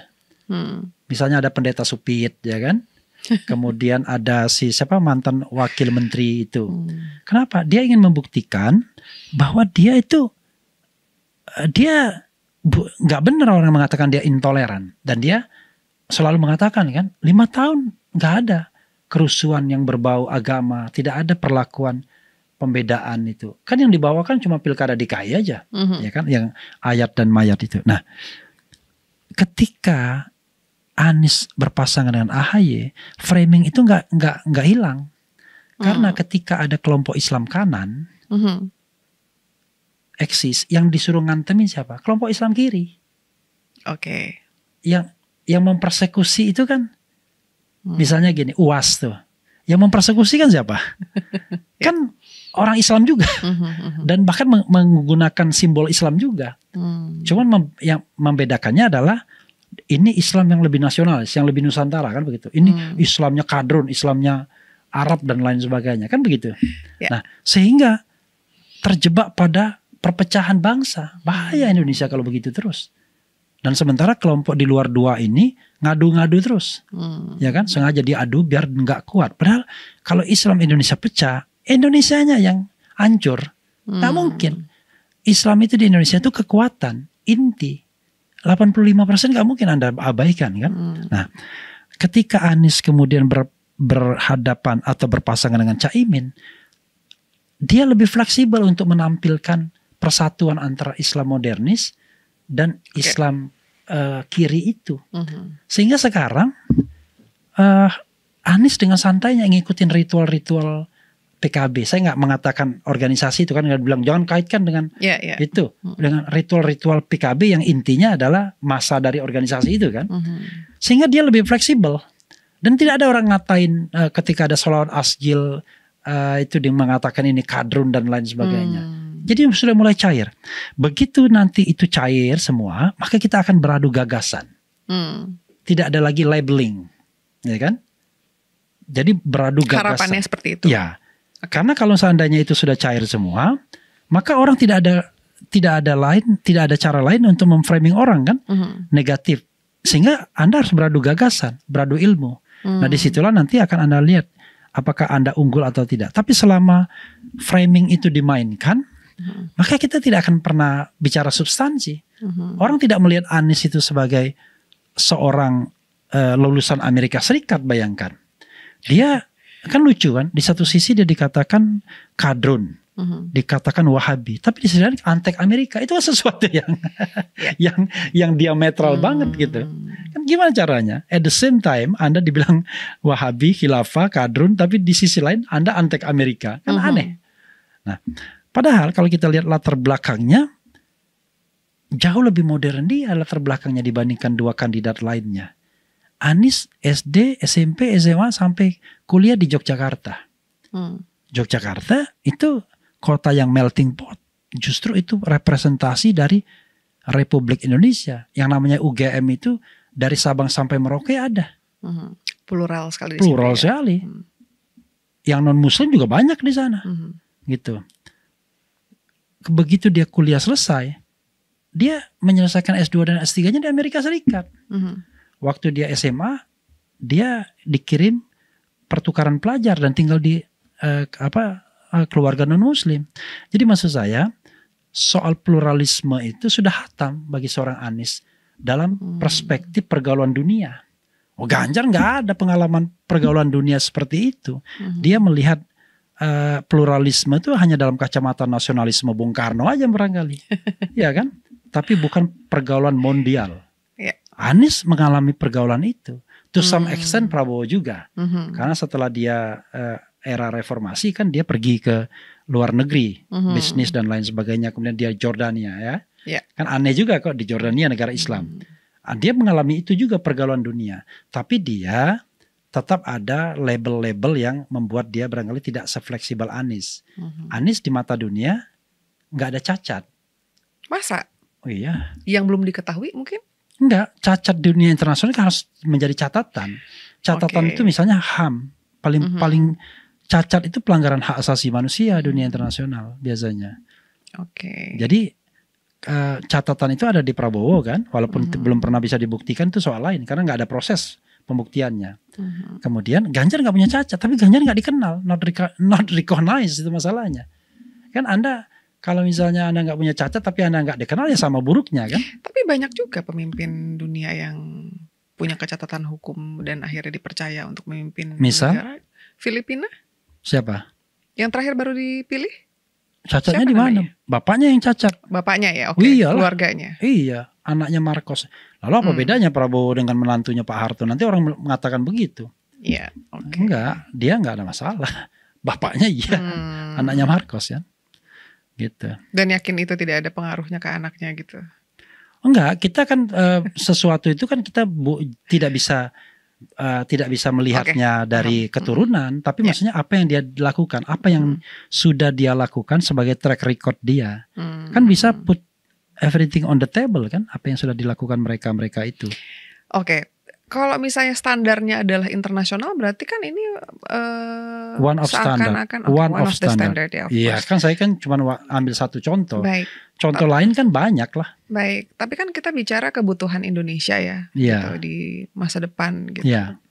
Apa yang Pak Anies bisa berikan? Karena kalau kita melihat track record dia juga di Jakarta nggak se-amazing itu gitu. Ya, sekarang pertanyaannya adalah apa yang bisa diberikan Pak Prabowo dan apa yang diberikan Pak Ganjar? Track record apa yang mereka sudah ciptakan? Berarti ini mungkin nggak bahwa kita tuh kayaknya di 2024 ini kita bukan memilih yang terbaik, tapi kita memilih yang paling mending. Saya kan sudah mention dari awal kan? Iya, oke. Saya kan mengatakan kalau misalnya yang mencalonkan diri itu, jadi kan saya memilih itu kan karena membandingkan. Karena orang tuh lucu. Misalnya gini ya, saya ingat tuh Rocky Gerung bilang, apa hak Ganjar untuk menjadi calon presiden? Kan kita bingung. Apa? Dilihat dari prestasinya 2 periode loh di Jawa Tengah. Jawa Tengah itu masih salah satu provinsi yang paling miskin. Betul. Lalu upahnya paling rendah. Kemiskinan termasuk yang paling banyak. Lalu apa yang bisa nanti orang akan mengatakan, ya kasih kesempatan dong loh. Kok begitu jawabannya ya kan? Lalu Pak Prabowo, apa achievement Pak Prabowo sehingga dia pantas untuk dijadikan pemimpin? Misalnya sebagai Menhan, apa achievement dia? Saya bingung. Kita kan nggak pernah dites pertahanan kita sesungguhnya. Apakah benar dia memperbaiki pertahanan kita dan lain sebagainya. Tapi yang jelas food estate kan gagal kan? Ya. Kan begitu. Nah, karena itu kita bicara tuh apple to apple. Jangan misalnya membandingkan Anies dengan gambaran yang yang kita buat sendiri. Kan harus ini kan. Oke. Anies waktu jadi DKI apa yang dia lakukan? Kemiskinan seperti apa? Peningkatan upah buruh seperti kan itu kan pakai data statistik semua. Cuman data statistik itu nggak bisa kita letakkan di Prabowo karena nggak jelas apa yang sudah dia lakukan. Tapi dia termasuk menteri yang dianggap paling berhasil misalnya. What? Itu hitungan berhasilnya saya khawatir ada menteri-menteri yang punya persepsi baik di masyarakat. Itu kan biasanya karena dia populer, dia dikenal masyarakat. Banyak menteri yang kita nggak kenal, dia barangkali dia bagus, tapi barangkali juga nggak bagus. Populer gitu ya, tapi kurang populer. Tapi kan Prabowo nggak mungkin tidak populer. Orang dia 3 kali menjadi calon presiden kan, gitu. Ada di surat suara di seluruh Indonesia 3 kali. Nggak mungkin dia nggak ini. Jadi kalau misalnya di Sigi, ya orang cari yang dikenal dulu lah. Anda gimana memberikan penilaian terhadap orang yang nggak kenal? Misalnya gini, saya nggak kenal tuh yang namanya Menteri Pemberdayaan Perempuan, siapa namanya? Ya saya juga gak kenal. Anda juga gak kenal. Betul. Tetap bukan berarti dia tidak baik, belum tentu. Tapi kalau Anda tidak dikenal, begitu di Sigi gak akan dipilih orang. Karena perempuan itu selalu Bu Sri Mulyani dan Bu Retno ya selalu. Dua perempuan itu. Dua itu aja, ya kan? Ya, jadi kalau Anda gak dikenal, ya Anda gak mungkin dianggap baik gitu masalahnya. Oke, kita lanjut kalau gitu. Iya. Nah, sekarang kalau kita bicara mengenai Pak Anies lagi ya, kita bicara Pak Anies dan Caimin tentunya. Iya. Kan mereka baru berpasangan lah, baru mempublikasikan gitu. Iya. Berarti Caimin tuh sebenarnya dipilih bukan karena kualitas ya, karena memang karena dia adalah dari satu komunitas dari grup Islam yang lain, itu alasannya jadi itu. Kira-kira kalau Ganjar dipilih karena kualitas atau karena popularitas? Popularitas sih, 100% sih. Ya kan? Yes. Kalau kita lihat kualitas kerjanya apa? Kan kita nggak jelas. Walaupun Ganjar teman saya, tapi lebih pada popularitas pastinya. Nah, popularitas kan bisa dibangun, bisa dibentuk. Nah, jadi kalau menurut saya tidak begitu. Caimin tuh dipilih bukan karena kualitas, bukan karena popularitas, karena PKB. Karena dia maksa mungkin? Karena soalnya kelihatan banget kayaknya pengen banget jadi cawapres. Bukan, karena PKB. Sekarang apa yang Anda bisa lakukan ketika presidensial threshold itu 20%? Surya Paloh itu dihadapkan pada sebuah situasi yang saling mengunci, saling sandra. Sudah jelas kan? Demokrat hanya mau bergabung kalau wakil presidennya AHY. Kalau enggak, lari mereka. Walaupun belakangan mereka enggak begitu dan enggak juga. Itu kan sudah kelihatan kan? Ketika ditanya, apakah ini? Lalu dia balik. Apakah kalau AHY jadi presiden, kemudian ada partai yang ingin lari kan begitu. Nah, kalau misalnya Demokrat lari, nggak bisa apa-apa. Nasdem dan PKS kurang, ya kan? Demikian juga sebaliknya. Kalau Nasdem yang lari, Anies gigit jari, nggak bisa ngapa-ngapain juga. Begitu ada PKB, langsung ditangkap oleh Surya Paloh. Kenapa? Karena Nasdem dan PKB cukup kursinya 117. Jadi bagi Surya Paloh aman. Kenapa? Yang paling penting itu adalah mengamankan tiket. Karena satu studi misalnya oleh banyak orang survei, termasuk juga pollster, memang yang paling berpengaruh sosok presidennya. Wakil presiden itu bisa dibilang nggak terlalu besar pengaruhnya. Nah, cuman khusus untuk Caimin, dia melengkapi kekurangan yang tidak dipunyai Anies. Yang kalau AHY, barangkali AHY tidak bisa nambal itu. Ya tadi, mempersatukan antara Islam tradisional sama Islam modernis. Baik. Menghilangkan cap framing terhadap Anies Baswedan. Dan sekarang yang saya lihat, saya observasi, yang namanya relawan tuh senang banget sekarang. Oke. Karena mereka bisa bergerak di Jawa Tengah dan Jawa Timur. Oh, secara bebas ya. Iya. Kalau dulu ditimpukin orang mungkin. Kita tahu kan ada kelompok-kelompok yang suka mempersekusi orang kan. Betul. Ulama aja dipersekusi, apalagi tim begitu. Tapi begitu Caimin dijadikan wapres, cair semua sudah. Anda bisa bayangkan PKS sama PKB tiba-tiba dalam satu perahu. Itu kan bayangkan. Pernah misalnya PKS itu sangat tidak populer di Jawa Timur. Padahal dia partai Islam. Ya. Dan partai Islam sepertinya tidak akan pernah menguasai. Bukan, maksud saya orang-orang yang dari organisasi itu lebih suka memilih partai yang non Islam, partai yang bukan berlabel Islam. Iya, maksudnya itu. Ya kan? Ya. Ketimbang partai Islam sendiri. Betul. Kan ada persoalan di situ. Ternyata persoalannya bukan ideologi. Karena elit-elit aja yang gak disatukan. Begitu elitnya nyatu, selesai semua. Makanya saya bilang, mungkin good news-nya itu adalah, God head-nya adalah, ini adalah jalan untuk mempersatukan kekuatan Islam. Tapi sekali lagi, Islam is rahmatan lil alamin. Jangan bayangkan Islam yang rusak. Islam yang mengayomi. Islam yang menjadi kekuatan. Islam yang mempertahankan kemerdekaan negara ini. Islam yang ingin menegakkan kebenaran dan keadilan. Ya kalau kelompok-kelompok yang brutal, ya tentu kita tidak akan bela. Tapi kalau kelompok-kelompok yang ingin menegakkan kebenaran dan keadilan, masa musuh kita kelompok-kelompok yang membacakan sholawat dibandingkan para koruptor, kan aneh. Para koruptor tuh nggak ada diamuki oleh masyarakat kita. Aneh betul, kan? Ya, betul, padahal betul. Itu yang merusak negara kita. Ya, setuju. Oke, apalagi? Oke, kita kalau melihat sekarang kita bicara ketiga capres. Ya. Kalau kita bicara Pak Ganjar, kita sudah tahu dia memang kelihatan banget ya, terlalu di bawah payung PDI Perjuangan gitu ya. Kalau kita melihat Pak Prabowo tentunya dia yang punya partainya. Ya. Nah, kalau kita melihat Pak Anies, somehow gitu kelihatan banget juga sebenarnya yang lebih dominan itu Pak Surya Paloh. Oke. Kalau misalnya kita bicara Pak Anies sebagai presiden, apakah bisa percaya bahwa dia akan secara mandiri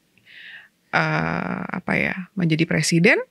Sementara Pak Surya Paloh ada di belakangnya begitu menguasai pilihan dan segala bentuk keputusannya, even pada saat ini. Ada nggak pilihan lain? Kan kita bicara ada pilihan lain kan? Saya akan jawab ya. Pertama, kalau kita ke Ganjar, kelemahannya adalah saya membayangkan diri saya Pak Jokowi. Kalau saya ngomong sama Ganjar, nggak bisa selesai di Ganjar. Yes. Even dia presiden. Betul. Karena masih ada Megawati. Bahkan gosipnya, tapi ini gosip ya. Nanti yang akan menentukan kementerian itu PDIP Megawati. Karena cuma petugas partai kan presiden. Rahasia umum ya itu ya. Ya itu rahasia umum. Nah, tapi nanti di-correct me kalau keliru. Tapi itu kan gosip kan. Jangan kita nganggap menyebarkan berita bohong. Jadi sesuatu yang kemudian kita katakan gosip, yang kita katakan analisis, tiba-tiba dihantam dengan berita bohong, lalu ditangkap dan dipenjarakan kita. Inilah negara kita. Banyak contohnya kan. Itu another story. Lalu kemudian Prabowo. Pernah seorang tokoh mengatakan, yang benar kan Prabowo, dia bangun partai sendiri, ya kan? Fahri Hamzah lah. Kalau mau bertarung tuh gitu, ujung-ujungnya dia milih. Nah, itu udahlah. Kalau kita mau mendukung seseorang ya selalu ada legitimasinya kan. Prabowo sosok yang menarik, kita nggak bisa deny. Dia memiliki harta yang banyak, triliunan ya hartanya. Kemudian dia juga punya saudara yang pebisnis. Nah, pertanyaannya adalah dia mungkin tidak disetir oleh oligarki. Tapi bagaimana kalau dia oligarki itu sendiri? Kan tambah kacau jadinya. Iya kan? Misalnya, jadi uncontrollable juga misalnya. Tiba-tiba semua menumpuk di sekitar sana. Karena gini, saya yakin ya, yang bisa berhitung uang triliunan itu cuma Prabowo. Ya kan?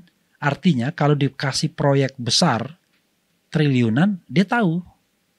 Kan Anies sama Ganjar kan kelasnya kan bukan kelas di sana. Kelasnya baru kelas ide. Ya kan? Tapi mengerjakan proyek triliunan dan lain sebagainya kan ya hanya karena dia kepala daerah. Tapi sebagai pribadi yang punya bisnis kan gak ada. Sehingga kita tidak akan berbahaya dengan orang seperti ini. Tapi kalau orang yang biasa berbisnis triliunan, maka seperti surga dan neraka jadinya kan? Ya kan? Artinya dia tahu uang gede itu. Saya kan nggak pernah juga berpikir uang ratusan miliar bahkan, jangankan triliunan. Sehingga nggak akan berbahaya. Saya disuruh jadi komisaris utama dengan proyek triliunan pun saya nggak akan tergoda. Karena saya juga nggak paham bagaimana orang bisa. Biasanya katanya harus di depan mata dulu Bang, baru. Ya, I don't know exactly. Jadi main sana main sini kan nggak ngerti kan. Nah, karena itu ketika kita khawatir bahwa Surya Paloh akan mengendalikan Anies, it could be possible. Tapi itu Anda mengandaikan kalau Anies itu bodoh banget. Kita harus bedakan antara menghormati, ya kan? Kemudian mutualisme sekarang ini, ya kan, dengan bodoh banget. Ya Anies pasti butuh Surya Paloh sekarang. Betul, betul. Kalau Surya Paloh mengatakan tidak, nggak jadi calon dia. Ya. Satu. Yang kedua, Anies butuh dukungan Surya Paloh juga tidak hanya partai politik, tapi juga kemampuan finansialnya. Pasti. Ya kan? Kalau enggak, dari mana caranya? Nah, karena itu sekarang ini mereka adalah sosok yang saling membutuhkan. Bagaimana kalau jadi? Begini, saya tuh selalu percaya ya, ada suatu masa orang itu kemudian bisa tergerak hatinya untuk melihat dimensi yang lebih vertikal. Jadi saya gini, jadi the last time saya diundang Metro TV sebelum saya di-ban mereka, tapi nggak ban. Karena ada pengkritik. Ya dalam tanda kutip nge-ban-nya ya, karena waktu itu dia bilang kebijakan Metro TV itu nggak ngambil orang-orang, nggak menjadikan narasumber orang-orang yang terlalu kritis dengan kekuasaan. Ya udah saya terima itulah sebagai sebuah informasi yang saya dapatkan kan. Tapi sebelum saya di-ban itu, dalam tanda kutip ban-nya ya, nanti dibantah lagi kan susah. Karena memang saya bukan pejabat publik. Jadi saya terima itu karena saya bukan pejabat publik. Ya. Tapi kalau saya pejabat publik yang punya hak untuk menjawab dan lain sebagainya, saya akan protes. Karena saya punya hak kan. Tiba-tiba di Metro TV ada masjid besar. Dengan nama ibunya Surya Paloh. Saya merasa terharu gitu. Paling tidak ada kesadaran spiritual juga saya lihat di diri seorang Surya Paloh. Bulan yang lalu saya ketemu, untuk pertama kalinya saya bermain di Nasdem Tower. Untuk pertama kalinya loh. Jadi saya diundang diskusi, tiba-tiba diajak ke lantai tempat orang melihat kemegahan Jakarta sambil ketawa-ketawa mungkin ya. Tiba-tiba ada Surya Paloh di situ. Saya tanya, Pak Surya, apa yang Bapak pikirkan sekarang? Itu. Dia bilang bangsa ini. Gitu. Nah, saya melihat mungkin dia mau basa-basi dan lain sebagainya. Tapi saya tidak melihat 100% basa-basi. To some extent orang kadang-kadang juga berpikir, saya aja misalnya yang tidak banyak upayanya untuk bangsa ini aja berpikir kan, bagaimana negara ini sejahtera tanpa harus berpikir bahwa saya dapat jabatan apa. Karena kalau saya mau berpikir jabatan apa kan saya udah dapatkan ke era pemerintahan Jokowi di awal-awal. Tapi saya memilih untuk kritis karena saya lihat waduh kerusakannya luar biasa. Terutama era kedua ini. Kita harus jujur pada era kedua ini kan semua indikator kan menurun kan. Indikator demokrasi nurun, kebebasan nurun, korupsi turun gitu. Padahal era pertama itu bagus tuh. Sampai 2019 IPK kita 40 itu the highest point. Tapi sekarang 34 itu warisan pemerintahan SBY saja. Nah, saya saja punya keinginan itu. Kan bagi saya kalau negara ini demokratis enak kita nge-YouTube ya kan. Tanpa harus dikasih jabatan. Kalau sekarang kita asik-asik nge-YouTube bahkan merelay tiba-tiba ada yang mengadukan kita menyebarkan berita bohong dan ujaran kebencian. Kan bingung kita. Sama seperti misalnya podcast ini. Untuk tidak live kan, kalau saya kan selalu live. Tiba-tiba ada orang yang mempermasalahkan, kita dianggap menyebarkan ujaran kebencian atau berita bohong. Pusing lah kita. Padahal demokrasi kan tidak begitu. Kalau misalnya misalnya kalau kita bicara mengenai pendapat, ya balas juga dengan pendapat. Minta Geolive bilang, kami minta hak jawab, apa yang disampaikan Refli tidak benar. Ya, kan gitu. Kan begitu. Tapi gak bisa kita minta begitu. Iya. Yang terjadi adalah Anda ngadu ke Bareskrim. Dan banyak yang ditangkap, ditahan. Bayangkan, kayak Anton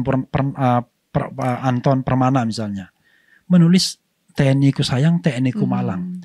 Membandingkan nasib TNI dan Polri di era reformasi ini.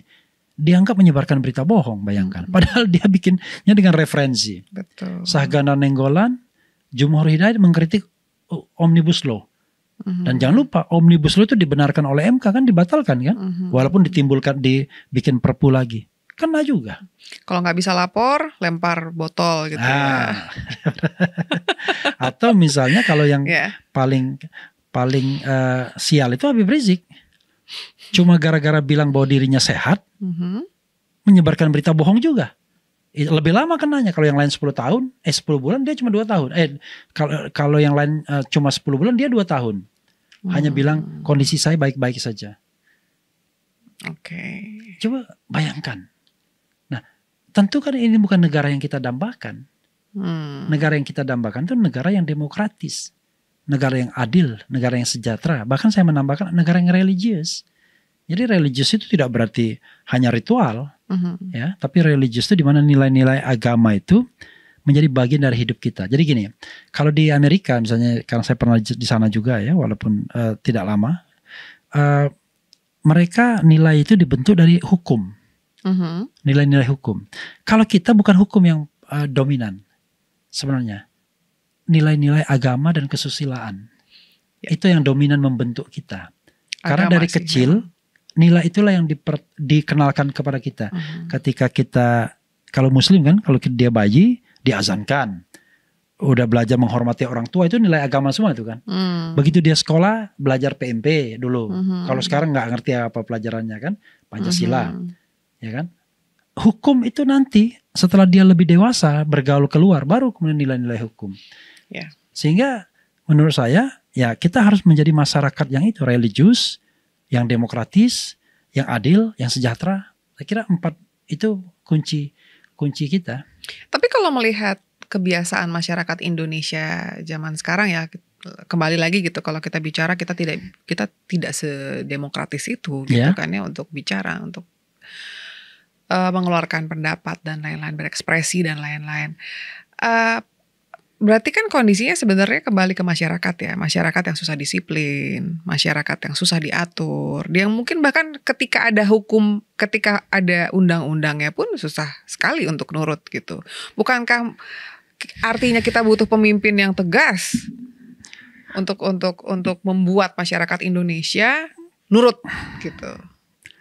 Iya, pemimpin yang tegas itu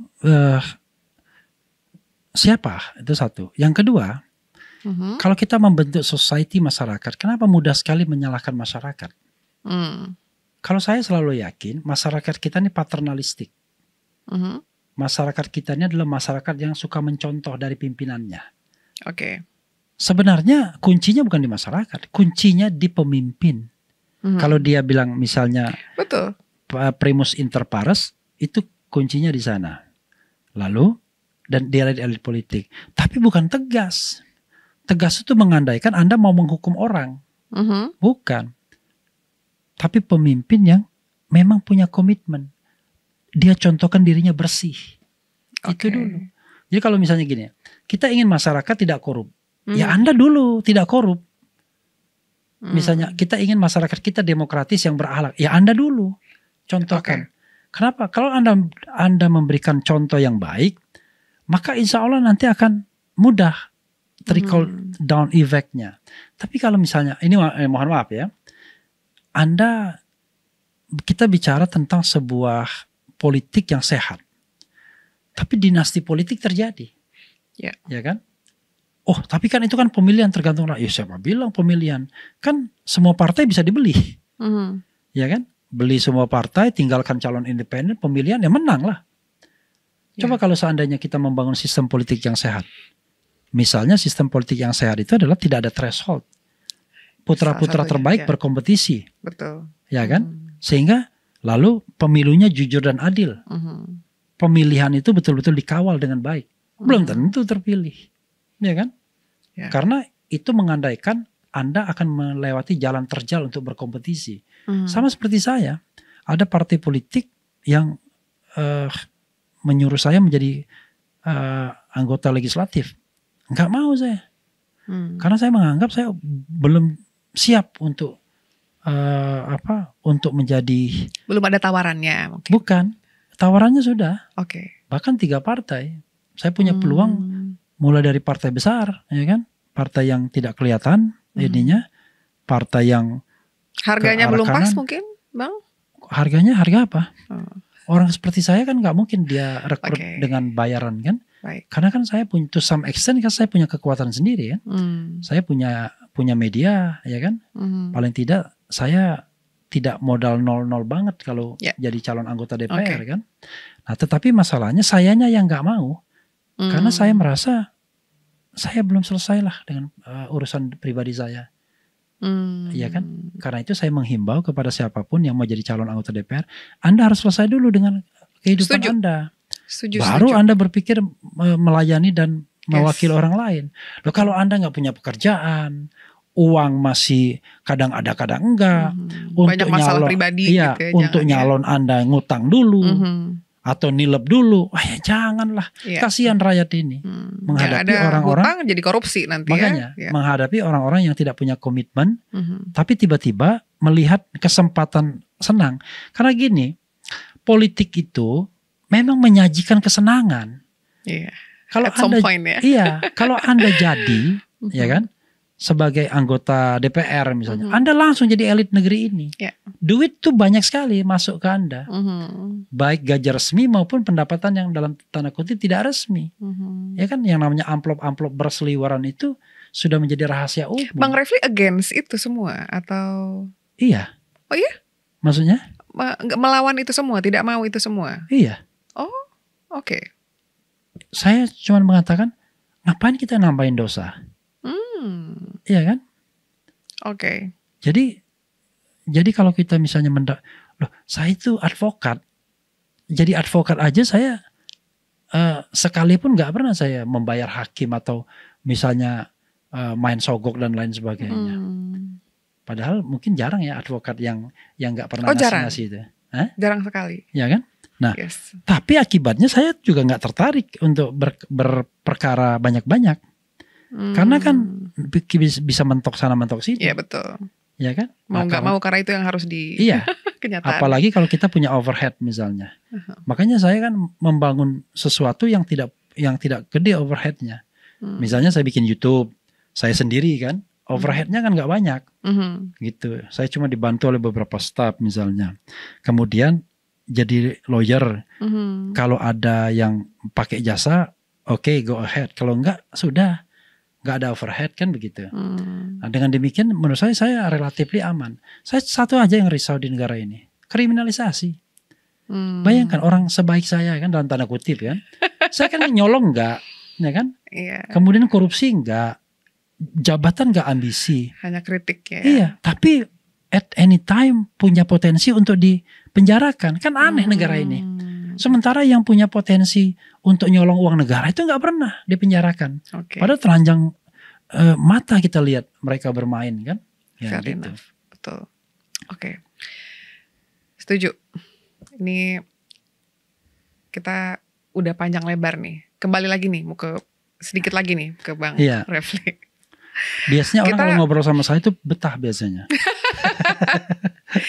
Either saya yang interview atau saya interview. Satu hal sih, mungkin sebelum lanjut, satu hal yang saya perhatikan, konsistensi Bang Refli itu memang semua argumen memang cukup bukan ngotot itu it's a negative ya, tapi cukup konsisten lah dengan argumennya, which is I respect that a lot gitu ya. Tapi kalau saya perhatikan, berarti Bang Refli ini sebenarnya bukan ngotot ya, tapi apakah for the sake of consistency ingin terus menjadi seorang kritikus?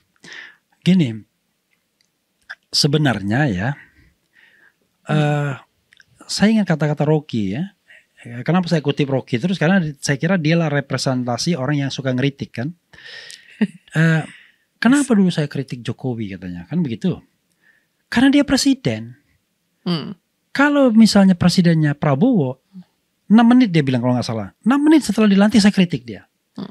Jadi yang saya ingin katakan adalah, kalau seorang intelektual itu adalah orang yang mewakili hati nurani masyarakat. Nah, hati nurani masyarakat itu biasanya selalu berhadapan dengan kekuasaan kan. Nah, kekuasaan apa? Kekuasaan yang tidak amanah tentunya. Kan kita tidak mempermasalahkan program pemerintah yang baik, ya kan? Tapi kalau pemerintah yang nggak baik, masa kita nggak permasalahkan? Koruptor, misalnya korupsi misalnya, politik dinasti misalnya, cawe-cawe misalnya. Tapi yang baik ya go ahead gitu loh. Cuman coba misalnya kita exercise. Menurut Anda yang baik dari pemerintahan ini apa misalnya? Biar saya juga dibuka wawasannya. Yang baik apa misalnya? Yang baik banyak sih. Misal apa? Coba sebutkan 3 yang baik dari pemerintahan sekarang ini. Misalnya. Mungkin. Masih mungkin juga yang jelas. Kita nggak usah ngomong ini ya, nggak usah ngomong secara luas ya. Tapi IKN itu menurut IKN, saya sesuatu yang baik. Satu IKN. Kemudian apa lagi? Apalagi? Mungkin ke World Bank sudah dibayar kan? Utang. Oke.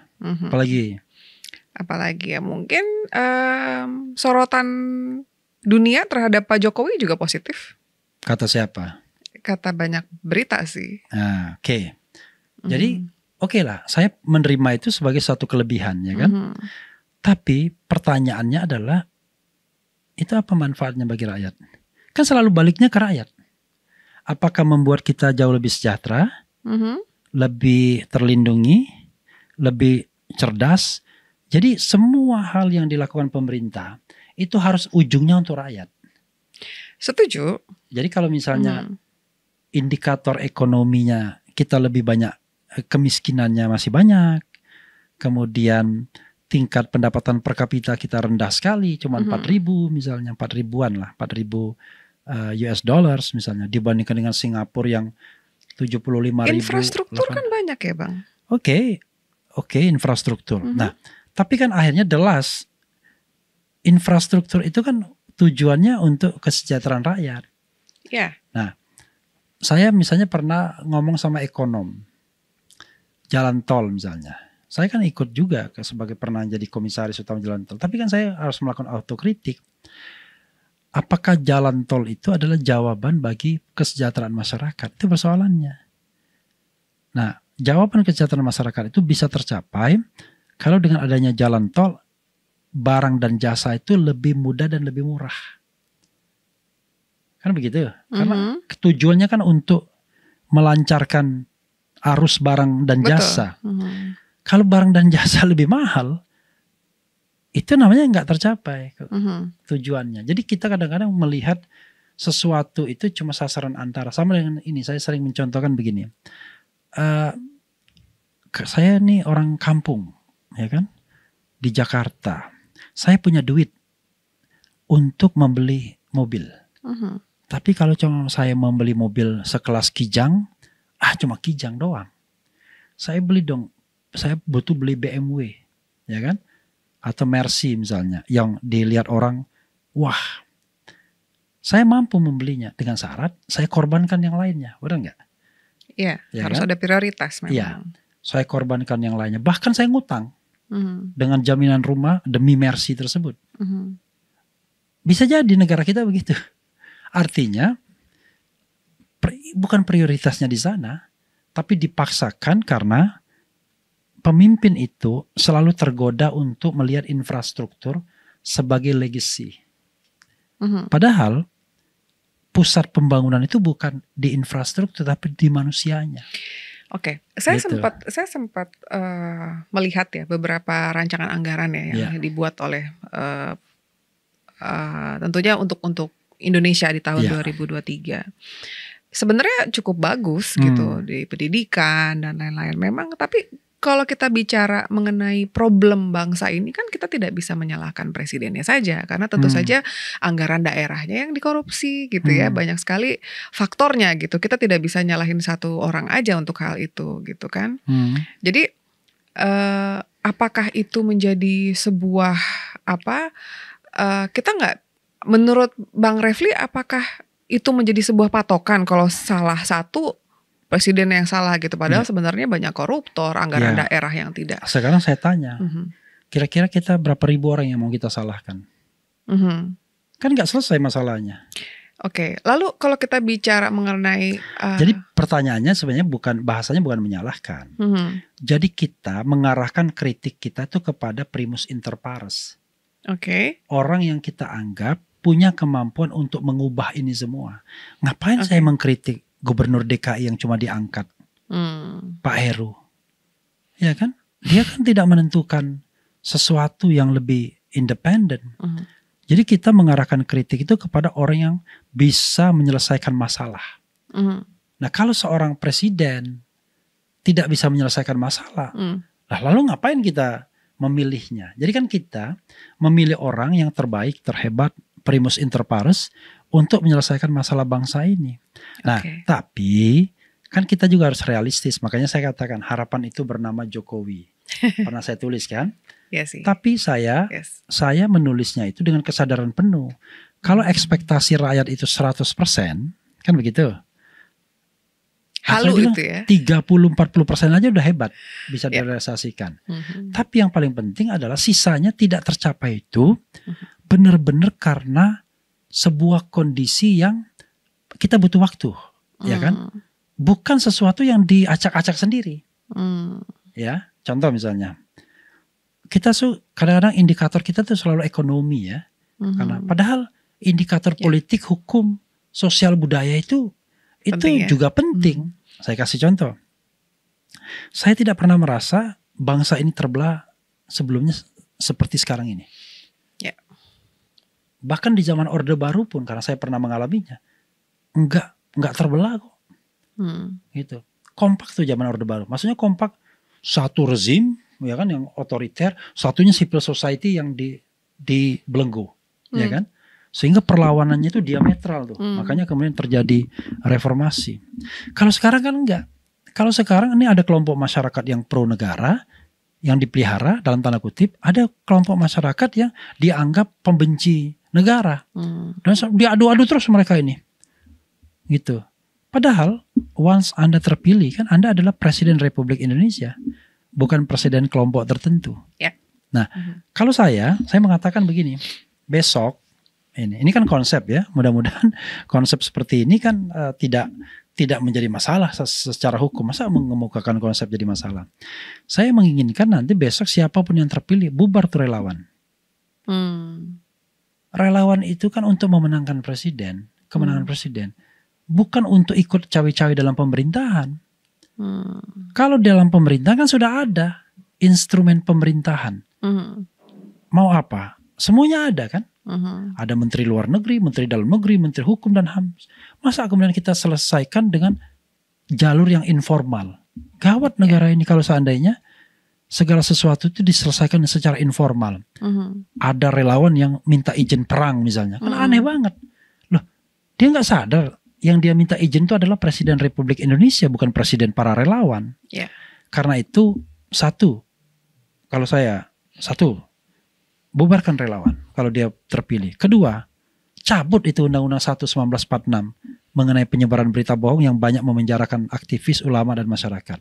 3, buang presidensial threshold kalau kita mau menumbuhkan calon-calon pemimpin yang terbaik di masa depan. Ya kan? Dan lain-lain. Penting juga mudahkan dan murahkan politik agar orang mau berpolitik gitu. Kalau enggak, orang enggak mau berpolitik. Masa saya harus investasi 5 miliar untuk gaji yang 5 miliar juga, kan enggak masuk akal. Padahal 5 miliar itu kan dipakai makan juga. Akhirnya apa? Saya cari kelebihan dong dengan korupsi kalau begitu caranya. Apalagi kalau investasinya nggak tanggung-tanggung sampai 20 miliar untuk menjadi anggota DPR misalnya. Kan sinting namanya. Ya kan? Take home pay DPR, let's say misalnya 100 juta per bulan. Let's say ya. Dikalikan 12, 1,2 triliun. Kalikan 5 tahun, 6 triliun, 1,2 miliar. Kalikan 6 tahun, 6 miliar. Ya. Lalu investasi politik saya 20 miliar, kan gak masuk akal. Lalu dari mana saya kelebihannya? Nyolong lah akhirnya. Kan begitu. Nah itu common sense saja. Karena itu tidak akan pernah ada orang yang amanah untuk duduk dalam kekuasaan seandainya politik ini masih masih mahal dan brutal seperti ini. Gitu. Anda setuju pasti karena Anda kan merasakan itu pasti. Ya setuju. Makanya semua gitu. Ide itu, gagasan itu, gitu. Itu setuju sekali. Karena kan kalau Anda misalnya punya pengalaman di politik kan ketahuan bener kan. Kalau kita nggak punya modal ya udahlah. Iya banget, betul. Lebih baik kita mundur aja. Iya. Karena belum apa-apa udah bilang. Anda punya peluru nggak? Punya modal nggak? Dan modalnya nggak kecil, 1, 2, 3 M itu udah pasti. Itulah kenapa banyak yang naik. Itu sebenarnya nggak berkualitas. Yang penting punya modal ya. Iya. Dan nggak pernah turun ke rakyat juga. Yang penting bagi-bagi amplop. Nah, pertanyaan kembali kepada pertanyaan tadi ya. Karena Anda mengatakan, wah ini masyarakatnya begini. Enggak. Masyarakat itu dibentuk oleh elit. Karena kita paternalistik. Jadi kalau misalnya bagaimana caranya melarang money politik? Mudah. Harus ada komitmen dulu dari presiden, dari elit-elit politik untuk meniadakan itu. Caranya apa? Bikin aturan yang sekeras-kerasnya. Kalau misalnya mereka money politik, didiskualifikasi, modar mereka. Tapi kalau masih main temuan Bawaslu, ada money politik, masuk Gakumdu dan lain sebagainya, berat. Apalagi kalau Anda sudah berkuasa. Penegak hukum gak akan go forward kalau Anda sudah berkuasa. Sudah berkuasa Komisi 3 lagi misalnya. Waduh. Yang temannya Kapolri misalnya. Nah itu jadi kan di bawah ragu-ragu kan. Waduh. Kalau saya tindak nanti ada apa-apa dan lain sebagainya. Pasti penegak hukum akan menolak itu. Kami objektif saja. Tapi kan masyarakat gak bisa dibohongi. Ya kan? Emang kasus-kasus yang berita bohong apa-apa itu objektif? Ya enggak lah. Abang gak pengen masuk Komisi 3? Kalau misalnya politiknya lurus mau. Karena untuk mengabdi kan. Karena kalau saya masuk dunia politik maka saya mengatakan bahwa saya tidak boleh dan tidak bisa lebih kaya. Kalaupun saya ada penambahan uang ya wajar aja. Karena, secara wajar ya. Iya, karena uang itu memang didapatkan secara wajar dan karena full timer sifatnya, saya kan tidak boleh ada pekerjaan yang lain harusnya. Ini kan enggak. Ketika dia jadi anggota DPR, kerjaan lawyernya tambah banyak. Ketika dia jadi anggota, ketika dia jadi menteri, bisnisnya tambah gede. Lalu artinya kan dia enggak kerja. Artinya dia ada conflict of interest di sana. Nah, yang seperti ini yang menurut saya, you name it. Ada nggak orang ya setelah jadi pejabat tambah miskin, setelah masuk politik tambah miskin? Nggak ada. Yang ada adalah kaya raya. Jadi kita bisa recognize, kita bisa mengenali satu-satu orang yang kaya setelah berpolitik. Banyak banget tuh contohnya. Pertanyaannya adalah kalau dia berpolitik full timer politician, dari mana kekayaannya? Dia nggak bisnis, dia full timer politicians. Kan berarti dari gratifikasi. Dari mendapatkan saham-saham kosong kan berarti. Gitu. Dari kemungkinan besar juga dari suap-suap dan lain sebagainya. Iya kan? Gitu. Mau ngomong iya tapi gimana ya? Ya kita kan common sense saja kan? Iya betul. Gitu.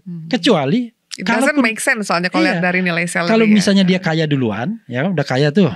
Mungkin dia beruntung sahamnya naik. Ada tuh menteri yang begitu. Begitu dia menjabat, wah, mempermasalahkan uang yang cuma berapa M, padahal ketika dalam jabatan menteri sahamnya naik. Kenapa? Ya karena pasar kita ini kan trustnya kan rendah. Jadi kalau misalnya bisnis, orang lihat tuh, waduh, Bayangkan misalnya Refli Harun oposisi, nggak mau diundang. Tidak ada satupun institusi yang mau mengundang jadi pembicara. Ya kan?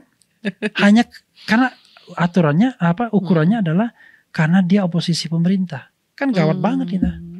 Gitu. Beda sama kita ya, all out ya di Go Live ya. Makanya saya mau ke sini. Artinya kalau orang yang mengundang Refli Harun itu adalah orang yang sudah enlightened, yang sudah tercerahkan. Oh iya, tentu saja. Kita negara demokrasi, lagi-lagi harus bisa menerima perbedaan tentunya. Bang Refli, ini pertanyaan terakhir. Oke.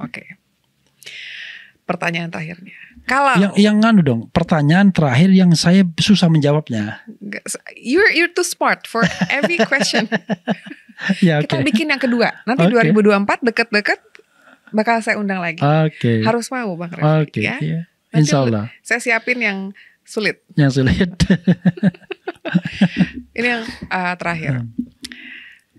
Kalau misalnya kita bicara Anies misalnya nih, that's right. Misalnya menang. Saya udah tahu tuh arah pertanyaannya. Masa? Oh iya, tapi lanjutkan aja. Kalau misalnya menang dan ternyata pemerintahannya amburadul, banyak korupsi gitu ya, dan ternyata tidak sesuai dengan apa yang masyarakat inginkan, apakah Bang Refli akan mengkritisi? Iya, sama dong. Sama ya? Iya, kan kita kan tidak lihat orangnya. Baik. Kita lihat perbuatannya. Bahkan saya mengatakan kepada relawan yang saya kenal, kalau Anda mau jadi relawan, hilangkan di pikiran Anda bahwa kalau Anies menang Anda akan mendapatkan sesuatu. Karena kalau Anda sudah berpikir Anda mendapatkan sesuatu, Anda nggak akan bedanya dengan pemerintahan sebelumnya. Karena orang kalkulatif jadinya, kalkulasi.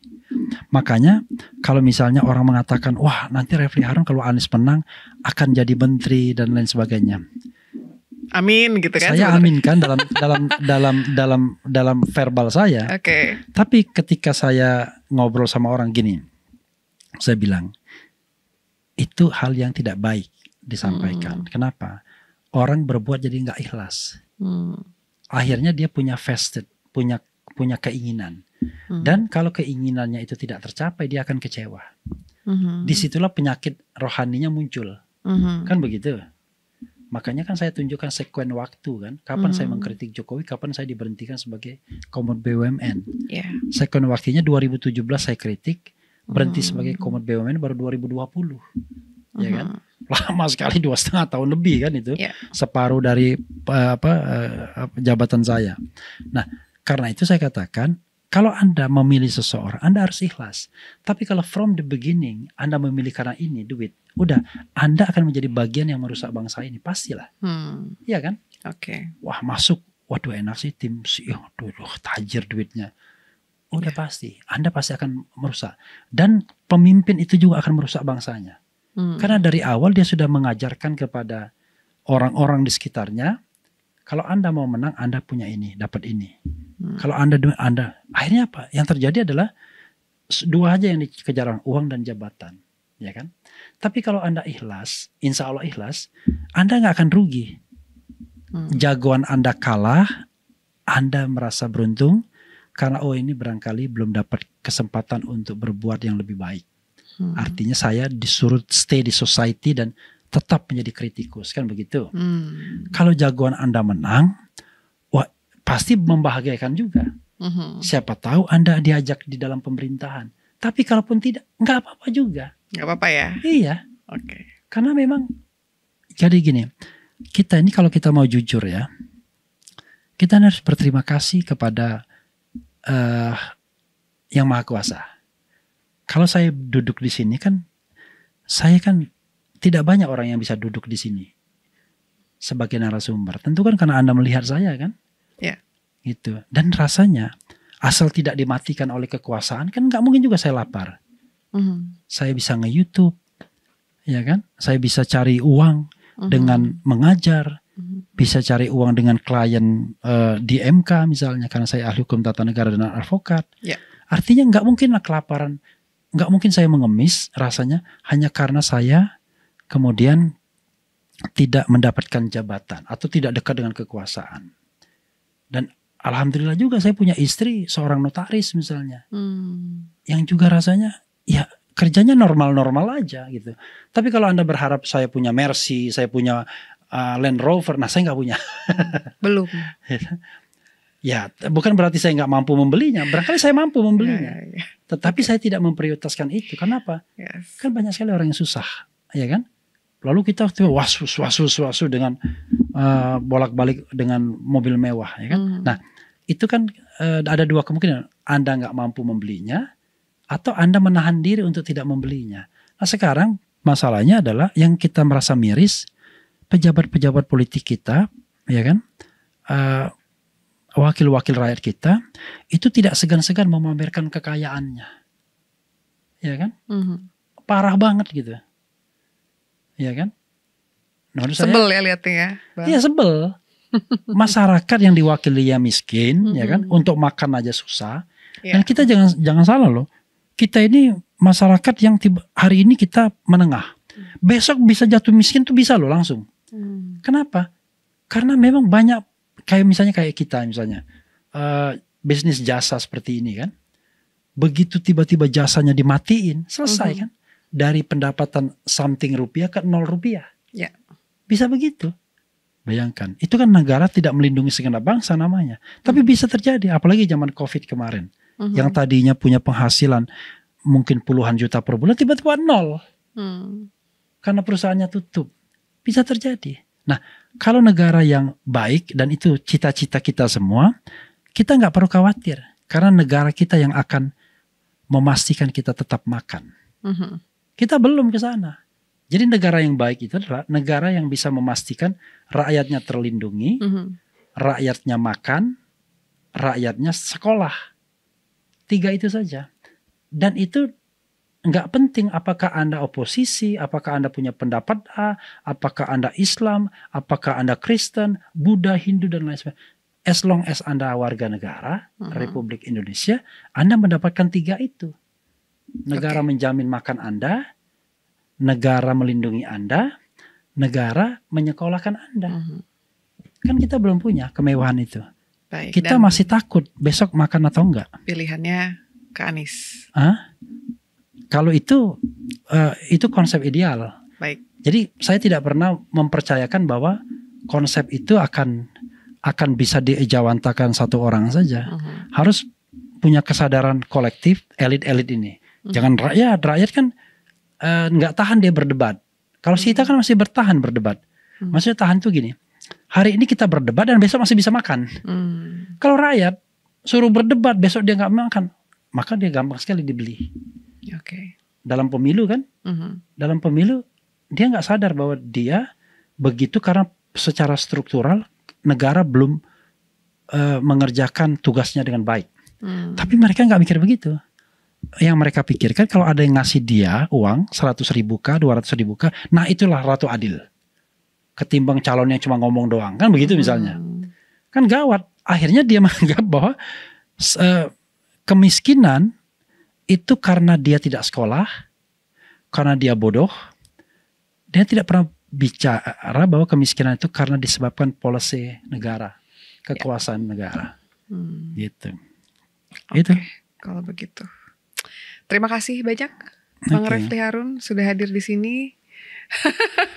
Dan ini paling mendalam saya interviewnya. Belum pernah saya interview kayak begini. Masa? Iya. Serius? Iya.